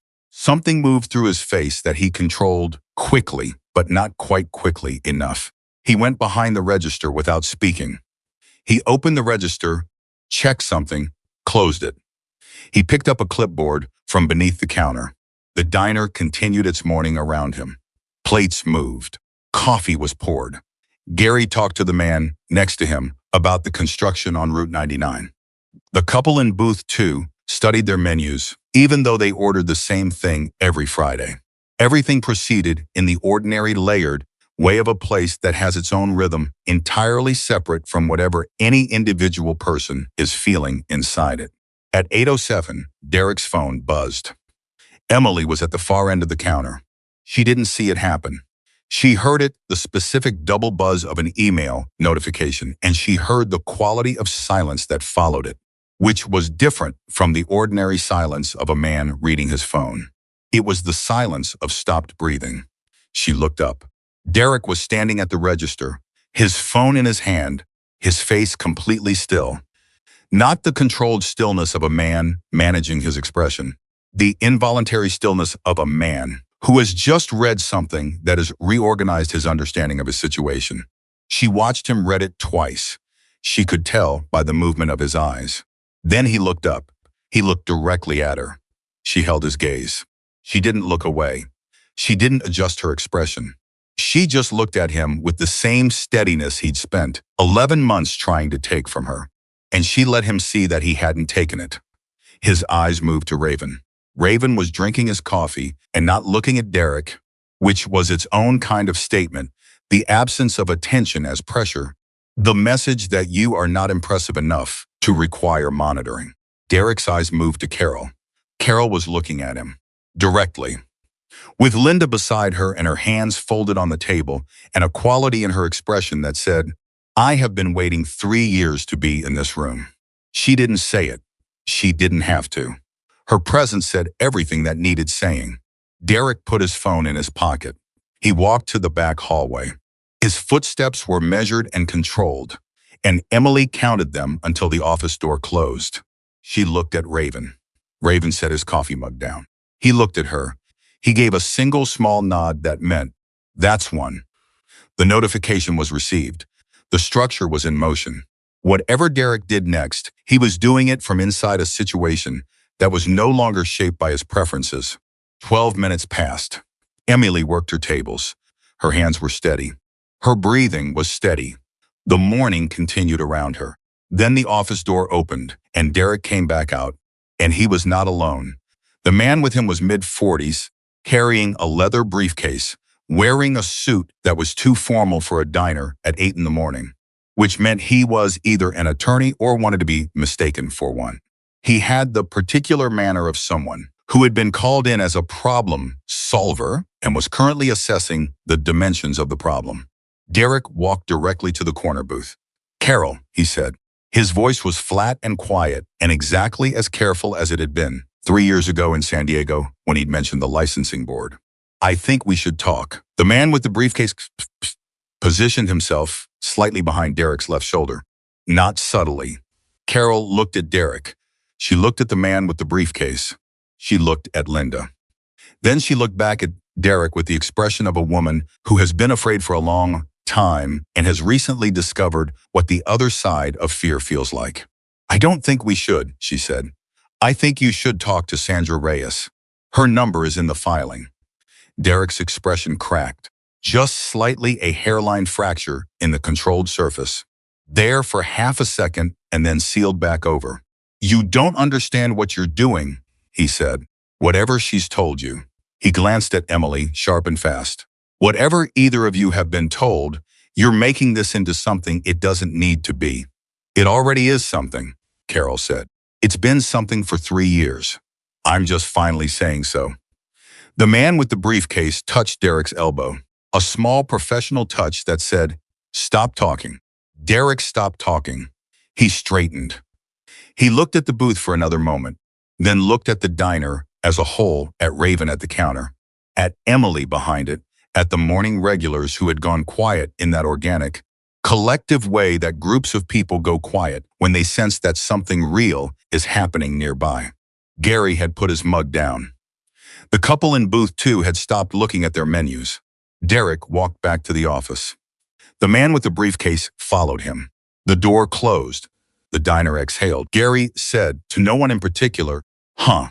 He picked his mug back up. Emily came around the counter and went to Carol's booth. She slid in across from Carol and Linda. Carol's hands were flat on the table. She was breathing carefully. "You okay?" Emily said. "I didn't know he was going to bring a lawyer," Carol said. "He called him last night," Raven said from the counter. "He didn't raise his voice. He just said it the way he said most things, with the particular calm of someone who has been paying attention and sees no reason to perform surprise." "That's actually a good sign." Carol looked at him. "How is that a good sign?" "Because men who call lawyers at 8 in the morning already know they're in the wrong," he said. "Men who are confident they've done nothing wrong call their lawyers when they're ready. Men who are scared call them the second they read the notification." He set his mug down. "He's scared." Carol absorbed that. Linda reached across the table and put her hand over her sister's. A small, quiet gesture that contained 3 years of being the person who showed up. Emily's phone buzzed. "Sandra." She stepped away from the booth and answered. "Sandra." "I know he received it," Sandra said without preamble. "I got the delivery confirmation 8 minutes ago." "Has he made any contact with you?" "Not with me. He came to the booth where Carol is sitting and tried to talk to her. He brought someone looked like an attorney." A short pause. "If his attorney contacts Carol, Carol should refer them to me.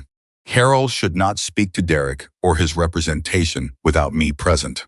Can you make sure she understands that?" "Yes." "Okay. Emily, I need to tell you something, and I need you to stay calm." She gripped the phone tighter. "Tell me." "I got a call this morning from the California Department of Real Estate. When I filed the documentation with them yesterday, including Priya Mehta's original complaint and your corroborating records, they opened an internal review." She paused. "They also found something in Derek Lawson's file. Something that wasn't visible to us before." Emily waited. "He has a prior," Sandra said. "Not a criminal record. A civil judgment. 5 years ago, in Nevada. A former employee of a restaurant he was managing at the time sued him for wrongful termination and won. He paid a settlement. The case was sealed as part of the settlement terms, which is why it didn't surface in a standard search." Another pause. "But regulatory agencies can access sealed civil records in the course of an investigation. The CDR found it this morning." Emily stood very still. "He's done this before," she said. "Not just Carol and Priya. Before them too. At minimum 4 years before them." Yes, the number rearranged itself in her mind. Not a year. Not 3 years. At minimum 5 years of a man moving from job to job, state to state, finding people who couldn't afford to fight back and using exactly the same system of control against each one of them.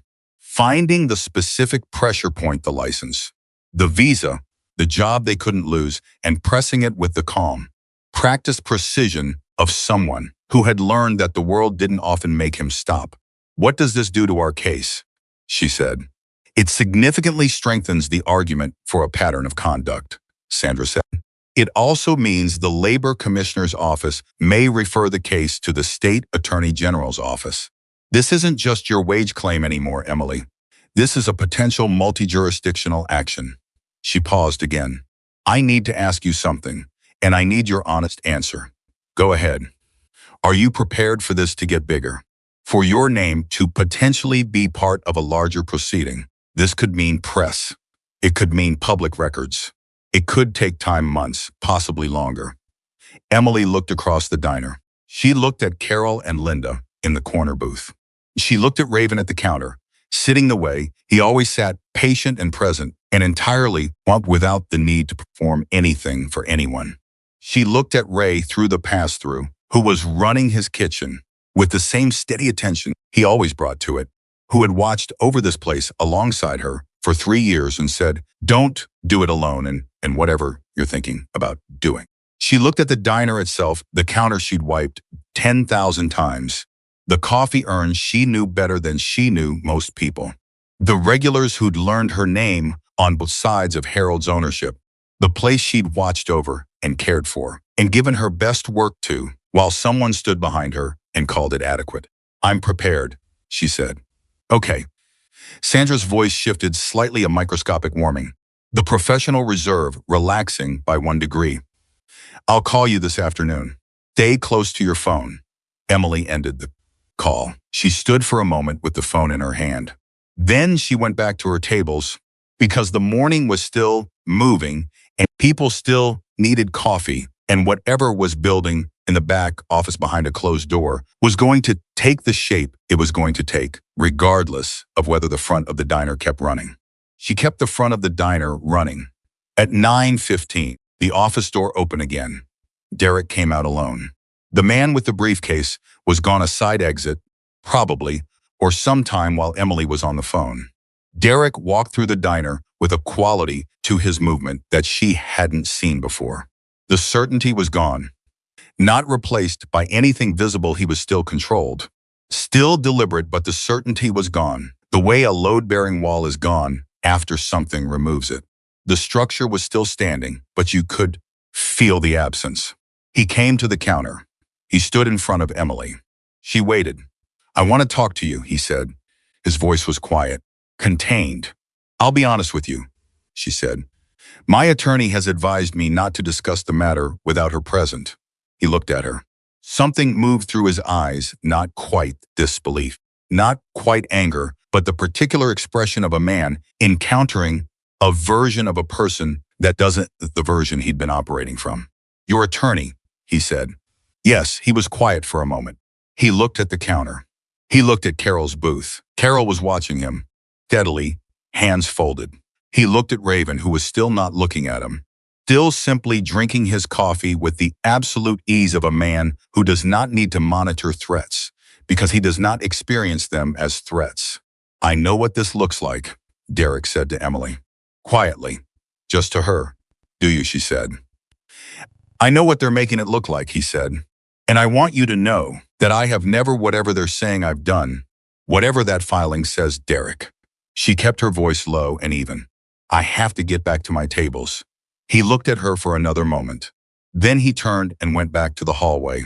She picked up the coffee pot. She did a round of refills. Her hands were steady the whole time. Gary, when she reached him, looked at her over the rim of his mug and said, whatever that is that's happening, you're handling it right. Thank you. Gary, I've been driving this highway for 22 years, he said. Stopped in here a lot of those years. Harold was a good man. He wrapped both hands around his mug. This place deserves better than what it's been getting. She looked at him. Yes, she said, it does. The second major movement came at 11:40 from a direction that rearranged the whole map. Raven's phone rang. He looked at it, stepped outside, was gone for 7 minutes. When he came back in, he sat down and waited for Emily to have a free moment and then said, low and direct, I need to tell you something. She leaned on the counter. Tell me, the part owner, the man in Phoenix, Derek's co-owner. His name is Martin Chu. He's had a 20% stake in this property since Harold sold it to Derek. He paused. Martin Chu is the person who just called me. She stared at him. He called you. He called someone I know who called me. The particular economy of explanation that meant the network behind it was something he wasn't going to map out fully, and she didn't need him to. Martin Chu does not know about the filing. Derek didn't tell him. Martin found out 20 minutes ago when the CDRE contacted him directly as a co-owner of record. He looked at her steadily. Martin Chu is furious. At us? He paused. Apparently, this is not the first time Martin has had to manage consequences of Derek's management style. There was an issue at a property Derek managed for them in Phoenix 2 years ago, a tenant dispute that turned into a lawsuit that Martin settled out of pocket. He thought the Bakersfield property would be different because Derek wouldn't have tenants, just employees. A pause that contained considerable irony. He was wrong. Emily absorbed this. What does Martin want? He wants to talk to you. She looked at him. To me, to you and Carol both. Today, if possible. He's flying in from Phoenix. The thing about information arriving faster than you can process it is that at a certain point you stop trying to process it in sequence and you just hold it in your hands and keep moving, because moving is the only thing that keeps the whole structure from collapsing under its own weight. Emily held this new piece Martin Chu furious, flying in from Phoenix, and she kept moving. Does Sandra know? She said. I'm telling you first. Call her. She called Sandra from the break room. Sandra was quiet for approximately 4 seconds after Emily finished talking, which was the longest Emily had heard Sandra be quiet. And then she said, Martin Chu, being a co-owner of Rekigard, means he has legal liability for Derek's actions under his management. He knows that. If he's flying in from Phoenix, he's not coming to defend Derek. She paused. He's coming to find the fastest way out of this. Is that good or bad for us? It depends entirely on what he offers, Sandra said. Don't meet with him without me. I'll clear my afternoon. Where can we meet? Emily thought for half a second. Here, she said. At the diner. On my territory. A pause. Then, good instinct, Sandra said. At 1 o'clock, Martin Chu walked through the front door of the Bakersfield Crossroads Diner. He was 61 years old, compact and precise in his movements, with the manner of a man who was accustomed to managing situations and was currently managing this one under significant pressure. He registered the room in the way someone registers a situation they need to understand quickly. Raven at the counter, Carol and Linda in the corner booth, Emily behind the counter, Sandra Reyes already seated at the center table with her legal pad in front of her. He sat down across from Sandra. He looked at Emily. He said, "Thank you for agreeing to meet." "I didn't agree," Emily said. "My attorney did." He looked at her with an expression that recalibrated. "Fair enough," he said. What followed was 90 minutes of the most direct conversation Emily Carter had ever been part of. Martin Chu did not pretend. She gave him credit for that. He sat at the center table of the diner he co-owned, and he laid out what he knew: the Phoenix situation, the complaints he'd received and dismissed, the pattern he'd been aware of in its periphery and had chosen not to look at directly because the property was making money and Derek was managing the numbers, and looking away was easy when the cost of looking was paid by other people. "I own part of what's happened here," he said. It wasn't delivered dramatically. It was delivered the way a man delivers something he's been holding since a phone call earlier that morning told him he had nowhere left not to look. Sandra held his gaze. "Yes," she said. "You do." The specifics took another hour to work through. The wage claimed, the $318 plus penalties, was met without dispute. Martin Chu wrote a figure on a notepad that was larger than the claim amount, which Sandra accepted without visible reaction, but which Emily felt in her chest with a warmth that was not quite triumph and not quite relief, but was something compound and true. There was the matter of Derek's continued employment. Martin Chu resolved that with 5 words, he won't be back Monday. There was the matter of the other staff, Ray, the part-timers, and their status during whatever transition followed. There was the matter of how the CDRE investigation would proceed, which was not something either of them could resolve at a lunch table, but which Martin Chu committed in writing to cooperate with fully. Sandra wrote everything down. She was precise and unhurried, and she did not let a single item slide without documentation. Through all of it, Emily sat at the table and spoke when spoken to and answered every question directly, and she was aware the whole time of Raven at the counter, not watching but present, and of Carol in the corner booth, sitting with a stillness that had nothing passive about it, and of Ray through the pass-through, running his kitchen with the same steady care he always brought to it, and of the diner, continuing around all of them the coffee, the plates, the ordinary moving life of a place that had its own existence entirely independent of the drama at the center table. At 2:40, Martin Chu gathered his papers. He looked at Emily. He said, "I'd like to ask you something." She waited. Harold, when he ran this place, before he stopped, looked at the diner, looked at the counter and the regulars and the kitchen window and the accumulated ordinary evidence of a place that had been cared for by people who understood it. He told me once that this place ran because of its people, that the building and the locations were worth nothing without the people who understood what the place was supposed to be. He looked at her. "I think he was talking about you." Emily looked at the counter. She thought about Harold, saying she watches over it. She thought about 3 years of early mornings and knowing every regular's order and sensing the gas leak by the color of the flame. She thought about 11 months of trying to maintain what had been built, while someone worked systematically to take it apart. He was a good man, she said he was. Martin paused. I'd like to talk to you about the future of this property when things have settled. Not today. But soon, Sandra touched Emily's arm lightly, a small professional signal that meant, not now, not without preparation, but don't close the door. Emily looked at Sandra. She looked at Martin. Talk to Sandra, she said. Everything goes through Sandra. Martin Chu nodded once. He shook Sandra's hand. He walked out of the diner, and the afternoon light came through the windows, and the door closed behind him. Sandra clicked her pen and looked at Emily. You did well, we did well, Emily said. She looked at Carol. Carol was looking at her from the corner booth with an expression that had traveled a long distance from the red-eyed woman who'd walked through that door on Tuesday night with a bolto and a 3-year wait she hadn't put down yet. She was putting it down now.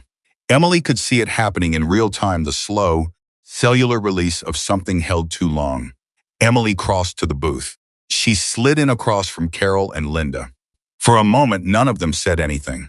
The diner moved around them. Ray's grill sounded from the kitchen. The coffee urn made its small, familiar sound. Outside, a truck passed on the highway. Then Carol said very quietly, "Is it over?" Emily thought about it honestly. Sandra had paperwork to file. The CDRE investigation would run its own course. There were processes in motion that would take weeks, possibly months. The full picture of Derek Lawson's history across multiple states was still assembling itself. None of that was over. But this was over. This specific, particular thing, the daily architecture of fear. The closed office door, the word deserve used as a weapon. The pay stubs, with their small, deliberate subtractions. This was over. It had been named and documented and stood in front of, and the ground had held. This part, Emily said. Yes, this part is over. Carol closed her eyes for one moment. Just one. Then she opened them and straightened and said, "What do we do now?" Emily looked at the diner. She looked at Ray through the pass-through.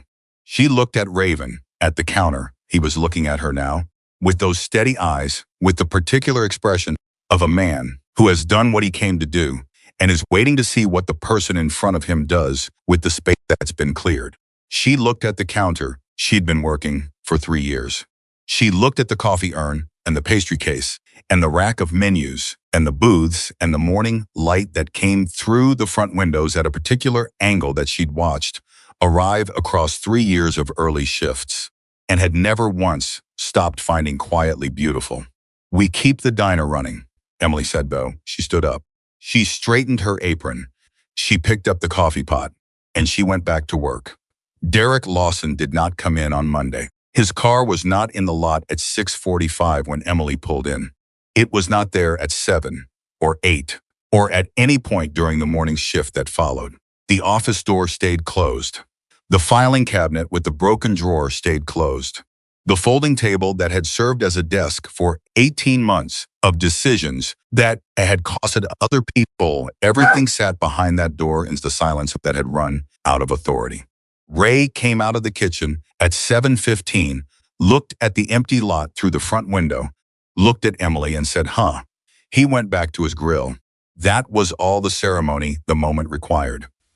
Emily opened the diner alone that morning, no manager hovering, no voice calling her name from the back hallway, no sense of a presence she needed to navigate around. She made the coffee and turned the sign and unlocked the door and stood behind the counter in the quiet of 7A M and felt the specific texture of a space that had given something back. Not everything, not yet, but something real and measurable had been returned, and the air in the diner held it the way a room holds morning light, not dramatically, just fully, filling every corner. Gary came in at 7:22. He sat at his stool. He looked at Emily. He looked at the lot. He looked at Emily again. "Gone," she said. He nodded the way a man nods when he's been watching something build toward a conclusion for long enough that the conclusion feels less like a surprise than a confirmation. He ordered his egg white omelet. He ate it in the comfortable silence of someone who has nothing to prove and nowhere he needs to be in the next 20 minutes. When he finished, he left $4 on the counter instead of his usual $2.50. And when Emily looked at it, he said, without looking up from putting on his jacket, difference is for the omelet. Rest is because the coffee tastes better this week. She looked at the coffee pot. Same brand as always, same beans. She didn't say that. Thank you, Gary, she said. He nodded and left. The week that followed had a quality unlike any week Emily had worked at the crossroads. Not easier exactly. The practical reality of Derek's absence meant that a number of things that had been nominally his responsibility now needed to be covered, and covering them fell, by default, to the people who understood the diner, which meant primarily Emily and Ray. She ran the schedule. She handled the supplier call when the bread delivery came in, 2 cases short, and the driver tried to tell her the shortage was her count. She went through the register records for the past month and found 3 additional discrepancies she hadn't known, about 2 of them involving staff members who'd had pay docked under the same unlawful framework Derek had used on her. And she documented those immediately and sent them to Sandra. She did all of this without being asked and without a title, because the work needed doing, and she was the person who knew how to do it. Ray watched her do it. He said on Thursday of that week, when she'd stayed past her shift to finish the supplier reconciliation and was at the counter at 7:15 with paperwork in front of her and cold coffee at her elbow. You know what you're doing. She looked up. Which part? All of it. He leaned on the pass-through. You've always known what you were doing. You knew before Harold died. You knew the whole time Derek was here. You were just doing it quietly, because that's what the situation required. He looked at her steadily. The situation doesn't require that anymore. She held his gaze. No, she said, it doesn't. Martin Chu called me this morning, Ray said. She set her pen down. What did he say?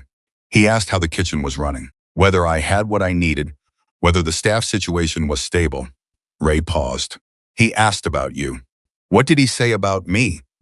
He asked if I thought you could run this place. The question landed in the room and stayed there. And Emily looked at it the way you look at something you've been moving toward for so long that when it finally arrives and it's real, clear form, you need a moment to confirm that it's actually there. What did you tell him? She said. Ray looked at her with the expression of a man who considers unnecessary words a form of waste. I told him you've been running it, he said. We've just been waiting for the paperwork to catch up. He went back to his kitchen. Emily looked at her paperwork. She picked up her pen. She did not call Martin Chu that day. She called Sandra instead and told her about the conversation, and Sandra said, in the direct and practical way, she said everything. You don't take a meeting about your future at this property without a clear understanding of what you want from it. What do you want, Emily? And Emily, who had been thinking about the answer to that question for a week without fully admitting she was thinking about it, said, I want to run it right, the way Harold ran it, the way it should have been run this whole time. Sandra was quiet for a moment, and then she said, good. Let me talk to Martin first. The CDRE investigation moved in the background of all of this like weather moving in from the coast. You couldn't see it directly, but you could feel the pressure of it, the particular quality of the air before something arrives. Sandra sent updates every few days. Priya Mehta had provided her statement and her documentation. The Nevada civil judgment had been formally entered into the regulatory record. Derek's attorney had made one communication to Sandra's office that Sandra described, in her clinical way, as not a serious offer, and then gone quiet. The labor commissioner's office had assigned an investigator to the wage claim, which now included not just Emily's $318, but additional claims from 2 other Crossroads employees whose docked pay Emily had documented. The number was growing. The case was growing. The map of what Derek Lawson had done across years and states and workplaces was assembling itself with the patient inevitability of a thing that has enough evidence behind it to assemble whether or not anyone involved is ready for what it looks like when it's complete. 3 weeks after Derek's departure, Sandra called Emily on a Tuesday afternoon. The labor commissioner has made a determination on the wage claims, she said. Emily was in the break room. She sat down. Tell me, The commissioner found in favor of all three employees. The total award wages, owed plus waiting time penalties, comes to $4,112, split among you and your two colleagues per the breakdown we submitted. She paused. Your portion is $2,240. Emily pressed her back against the wall. She thought about Mrs. Patel and the $60 off rent. She thought about the credit card minimum payment and the car repair and the borrowed $40 she'd paid back to the day. She thought about the specific, grinding arithmetic of living close to the edge of things for long enough that the edge starts to feel like the center. She stopped. It's not everything, Sandra said. It's not the full measure of what the past year cost you. But it's real and it's documented and it's yours, and he cannot touch it. No, Emily said. It's not everything, but it's something. One more thing, Sandra said. The Attorney General's office contacted me this morning. They're opening a formal investigation into Derek Lawson's employment practices across California and Nevada, based on the pattern documentation we provided. That investigation will take time, months, probably longer, but it's open, it's official, and your name and Carol's and Priya's are in the record as the people whose documentation made it possible. Emily was quiet for a moment.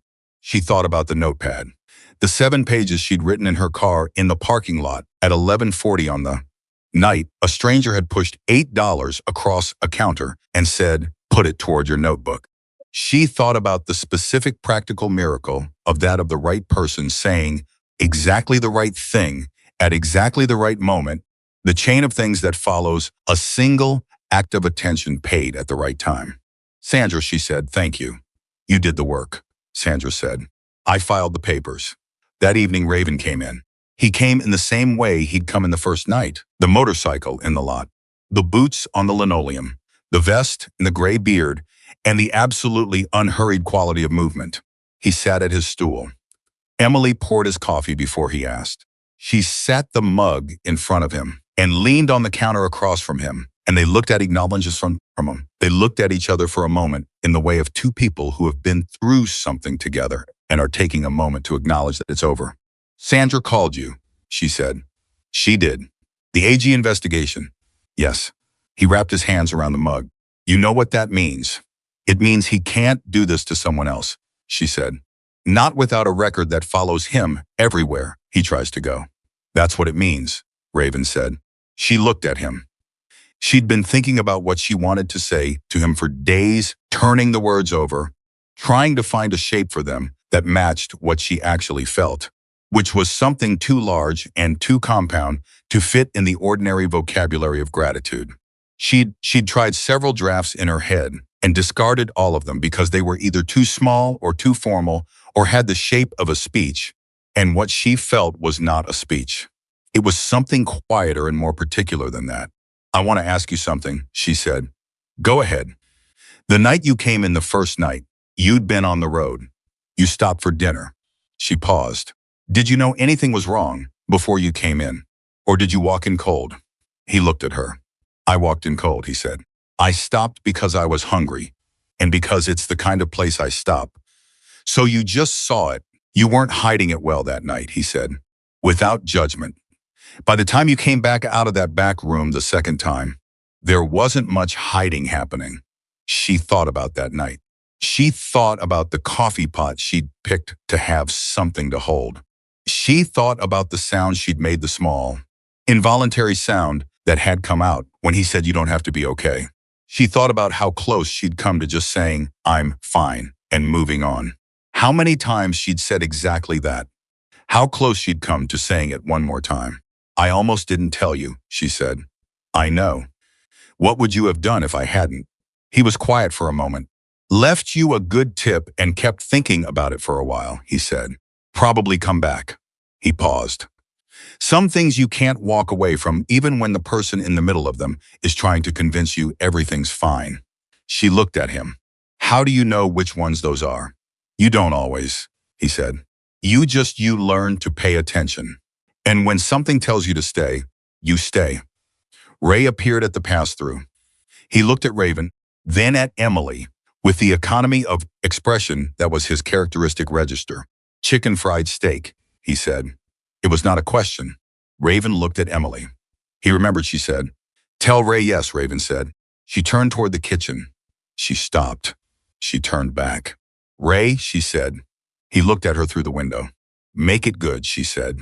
Ray looked at her for one long moment. Then he said, when don't I? And went back to his grill. The twist that arrived 2 weeks later was the kind that reorders everything that came before it into a different shape, not undoing it, but revealing that the picture was always larger than the frame you'd been looking through. Martin Chu flew in from Phoenix on a Wednesday. He met with Sandra first an hour in her office, which Sandra later described to Emily as productive in the specific sense of a man who understands the position he's in and has decided to behave accordingly. Then he came to the diner at 1 o'clock and sat at the center table, and Emily sat across from him with Sandra at her elbow, and Ray, at his own insistence, pulled up a chair from a nearby table and joined them without asking, which no one argued with because Ray Torres had been part of the foundation of this place for 8 years, and his presence at the table was not a presumption, it was an accuracy. Martin Chu opened a folder. He laid 3 documents on the table. He said without preamble, I want to make a proposal. He looked at Emily.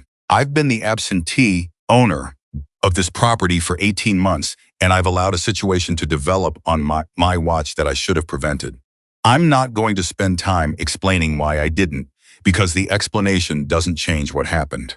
He paused. What I want to talk about is what happens from here. The proposal was this. Martin Chu was prepared to restructure the ownership of the Crossroads Diner. He would retain 40% as a silent investment partner. The remaining 60% would be offered on a 5-year purchase arrangement, a contract for deed, structured to allow the buyer to make payments from the operations revenue, with full title transferring at the end of the 5 years. No bank financing required. No down payment beyond a nominal good faith amount. The purchase price had been set at a figure that Sandra reviewed and, after a moment, described as fair, which from Sandra was approximately equivalent to anyone else saying remarkably generous. The buyer he had in mind was Emily Carter. The table was very quiet for a moment. Emily looked at the documents. She looked at Sandra. Sandra's expression was professionally neutral in the way it was when Sandra was actively working to be professionally neutral.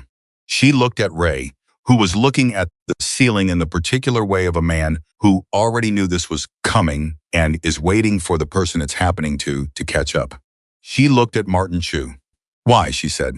Because Harold told me once, Martin said, that if anything ever happened to him, he hoped the diner would end up in the right hands. He named you. He paused. I should have remembered that 18 months ago. I didn't. I'm remembering it now. Emily put her hands flat on the table.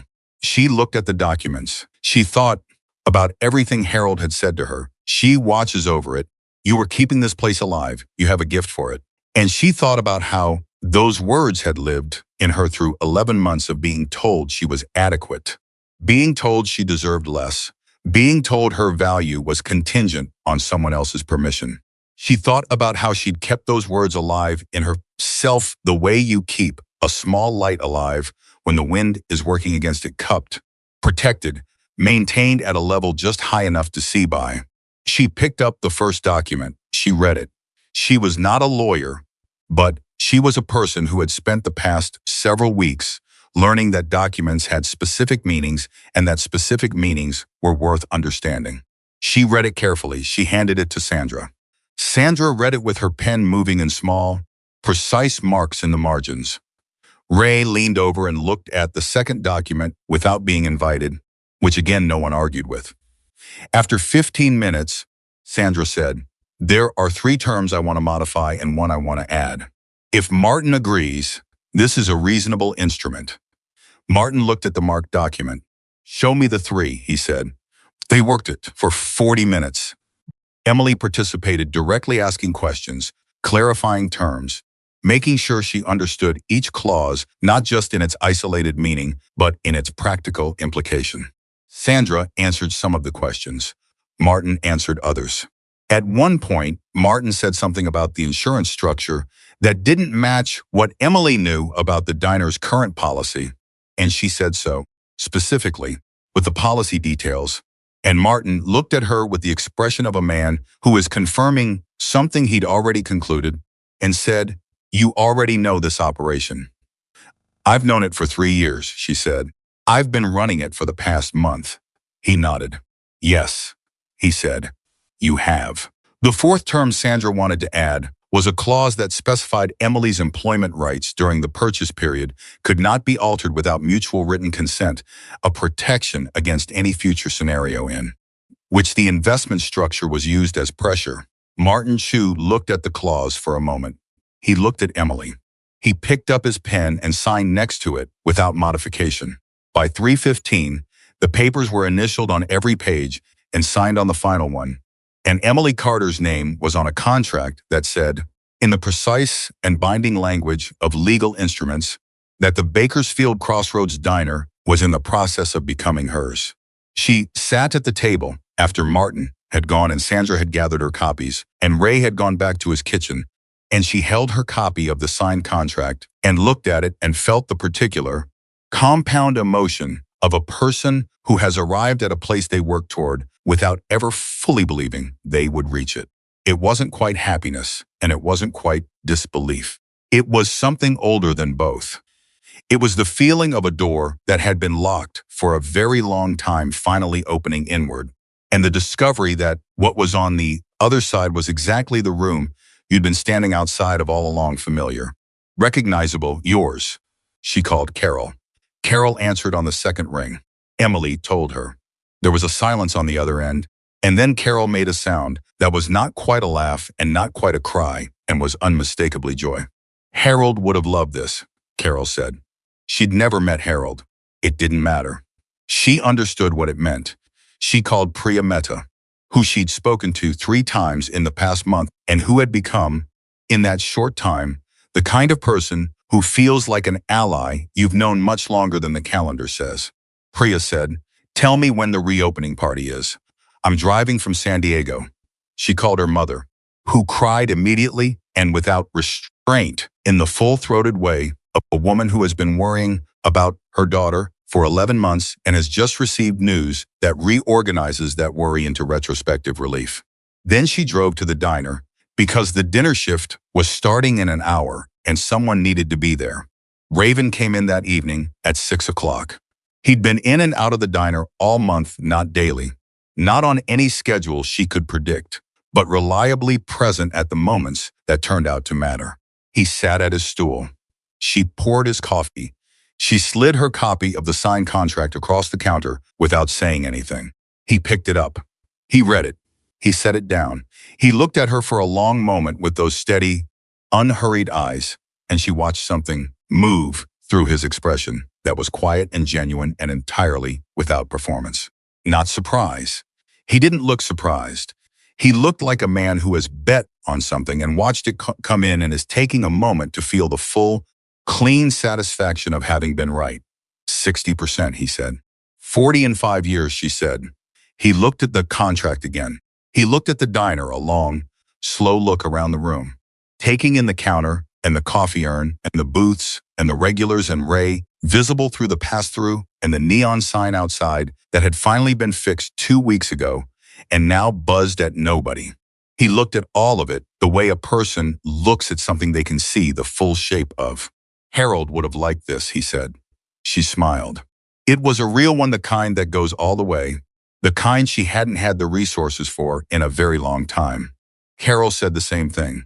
You didn't know him. No, Raven said. But I know you. And you learned from someone. He looked at her steadily. That kind of thing doesn't come from nothing. She looked at the contract on the counter between them. She thought about the $8 and the notepad and the 7 pages and Sandra's calculator and Carol's folder and Priya's 3-year-old complaint, finding its company, and Martin's pen moving next to Sandra's added clause. She thought about the particular chain of it, the way each thing had made the next thing possible, the way a single act of attention at the right moment had been the first link in something that had grown large enough to change the shape of multiple lives. I want to ask you something, she said, and I want you to answer honestly. Always, he said. What happens now? For you, she held his gaze. You came in for dinner and you stayed for whatever this has been. But you live on that highway. You've got somewhere to go. What happens when you go?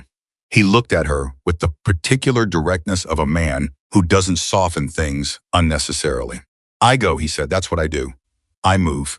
And this, she gestured at the diner, at the contract, at the space between, that held the weight of the past several weeks. This is yours, he said. It was always going to be yours. I held the door. She looked at him for a long moment. She thought about all the ways a person could receive, that the ones that would make it smaller than it was, or larger than it was, or sentimental in a way that changed its actual meaning. She chose to receive it as it was given plainly, without embellishment, as the simple and complete truth of what had happened and what it meant. You held the door, she repeated. That's all. That was everything, she said. He didn't argue with that. He picked up his coffee mug and drank his coffee, and she went back to her tables, and the diner moved around them in the ordinary, layered, irreplaceable way it always had: the plates, the coffee, the voices of regulars who'd been coming here long enough that the place was part of their geography, part of the map of their days. He left at 8. He paid his check. He always paid his check. Never let her comp him. She'd tried once, and he'd looked at her in a way that made it clear the conversation was over. He picked up his helmet.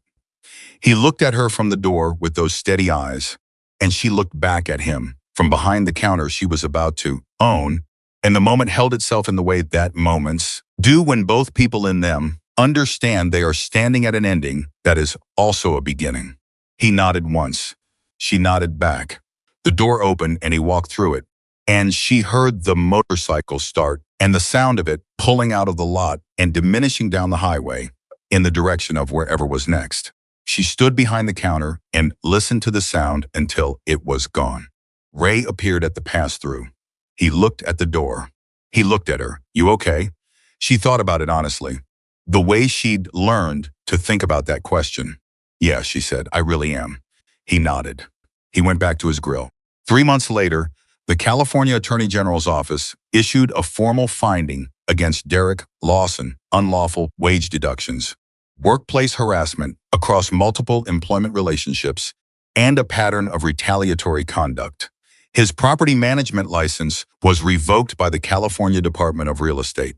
The Nevada civil judgment was unsealed as part of the public record. It was not a headline story. It was a document filed in the correct offices by the correct people with the correct authority behind it. It did not generate drama. It generated consequences, which is what matters. Emily read the finding on a Tuesday morning, standing behind the counter of her diner before the first customers arrived, with her coffee in one hand and the document on her phone in the other. Ray was in the kitchen. The coffee urn was ready. The sign said open. She read it twice. Then she put her phone in her apron pocket and went to unlock the front door. Gary was already waiting on the other side, which was not a surprise. He came in and sat at his stool and said, "Morning." And she said, "Morning, Gary." And she poured his coffee, and he ordered his egg white omelet. And the morning began in the ordinary way of all the mornings before it, which was exactly the way it should be, because the diner was running. The staff was treated with respect. The coffee tasted good. The kitchen ran clean. The regulars came back because the place felt like what it had always been underneath all the damage: a place where people were known, where someone noticed if your order was wrong and cared enough to fix it, where a person could sit for a few minutes in the middle of a hard day and feel, briefly, like someone was paying attention. That was what Emily Carter had always known how to do. She'd known it before Derek. She'd maintained it during Derek. And she was doing it now freely, on her own terms, in the place she was building into something permanent. A stranger had walked through her door one night because he was hungry, and it was the kind of place he stopped. He had looked at her and seen what 11 months of daily erosion had tried to make invisible. He had stayed when it would have been easier to go. He had made a phone call, then another, And from those calls had grown a structure that was larger and more durable than either of them could have built alone. He had held the door, and Emily Carter had walked through it on her own feet, under her own power, into the life that had been waiting for her to be ready to claim it.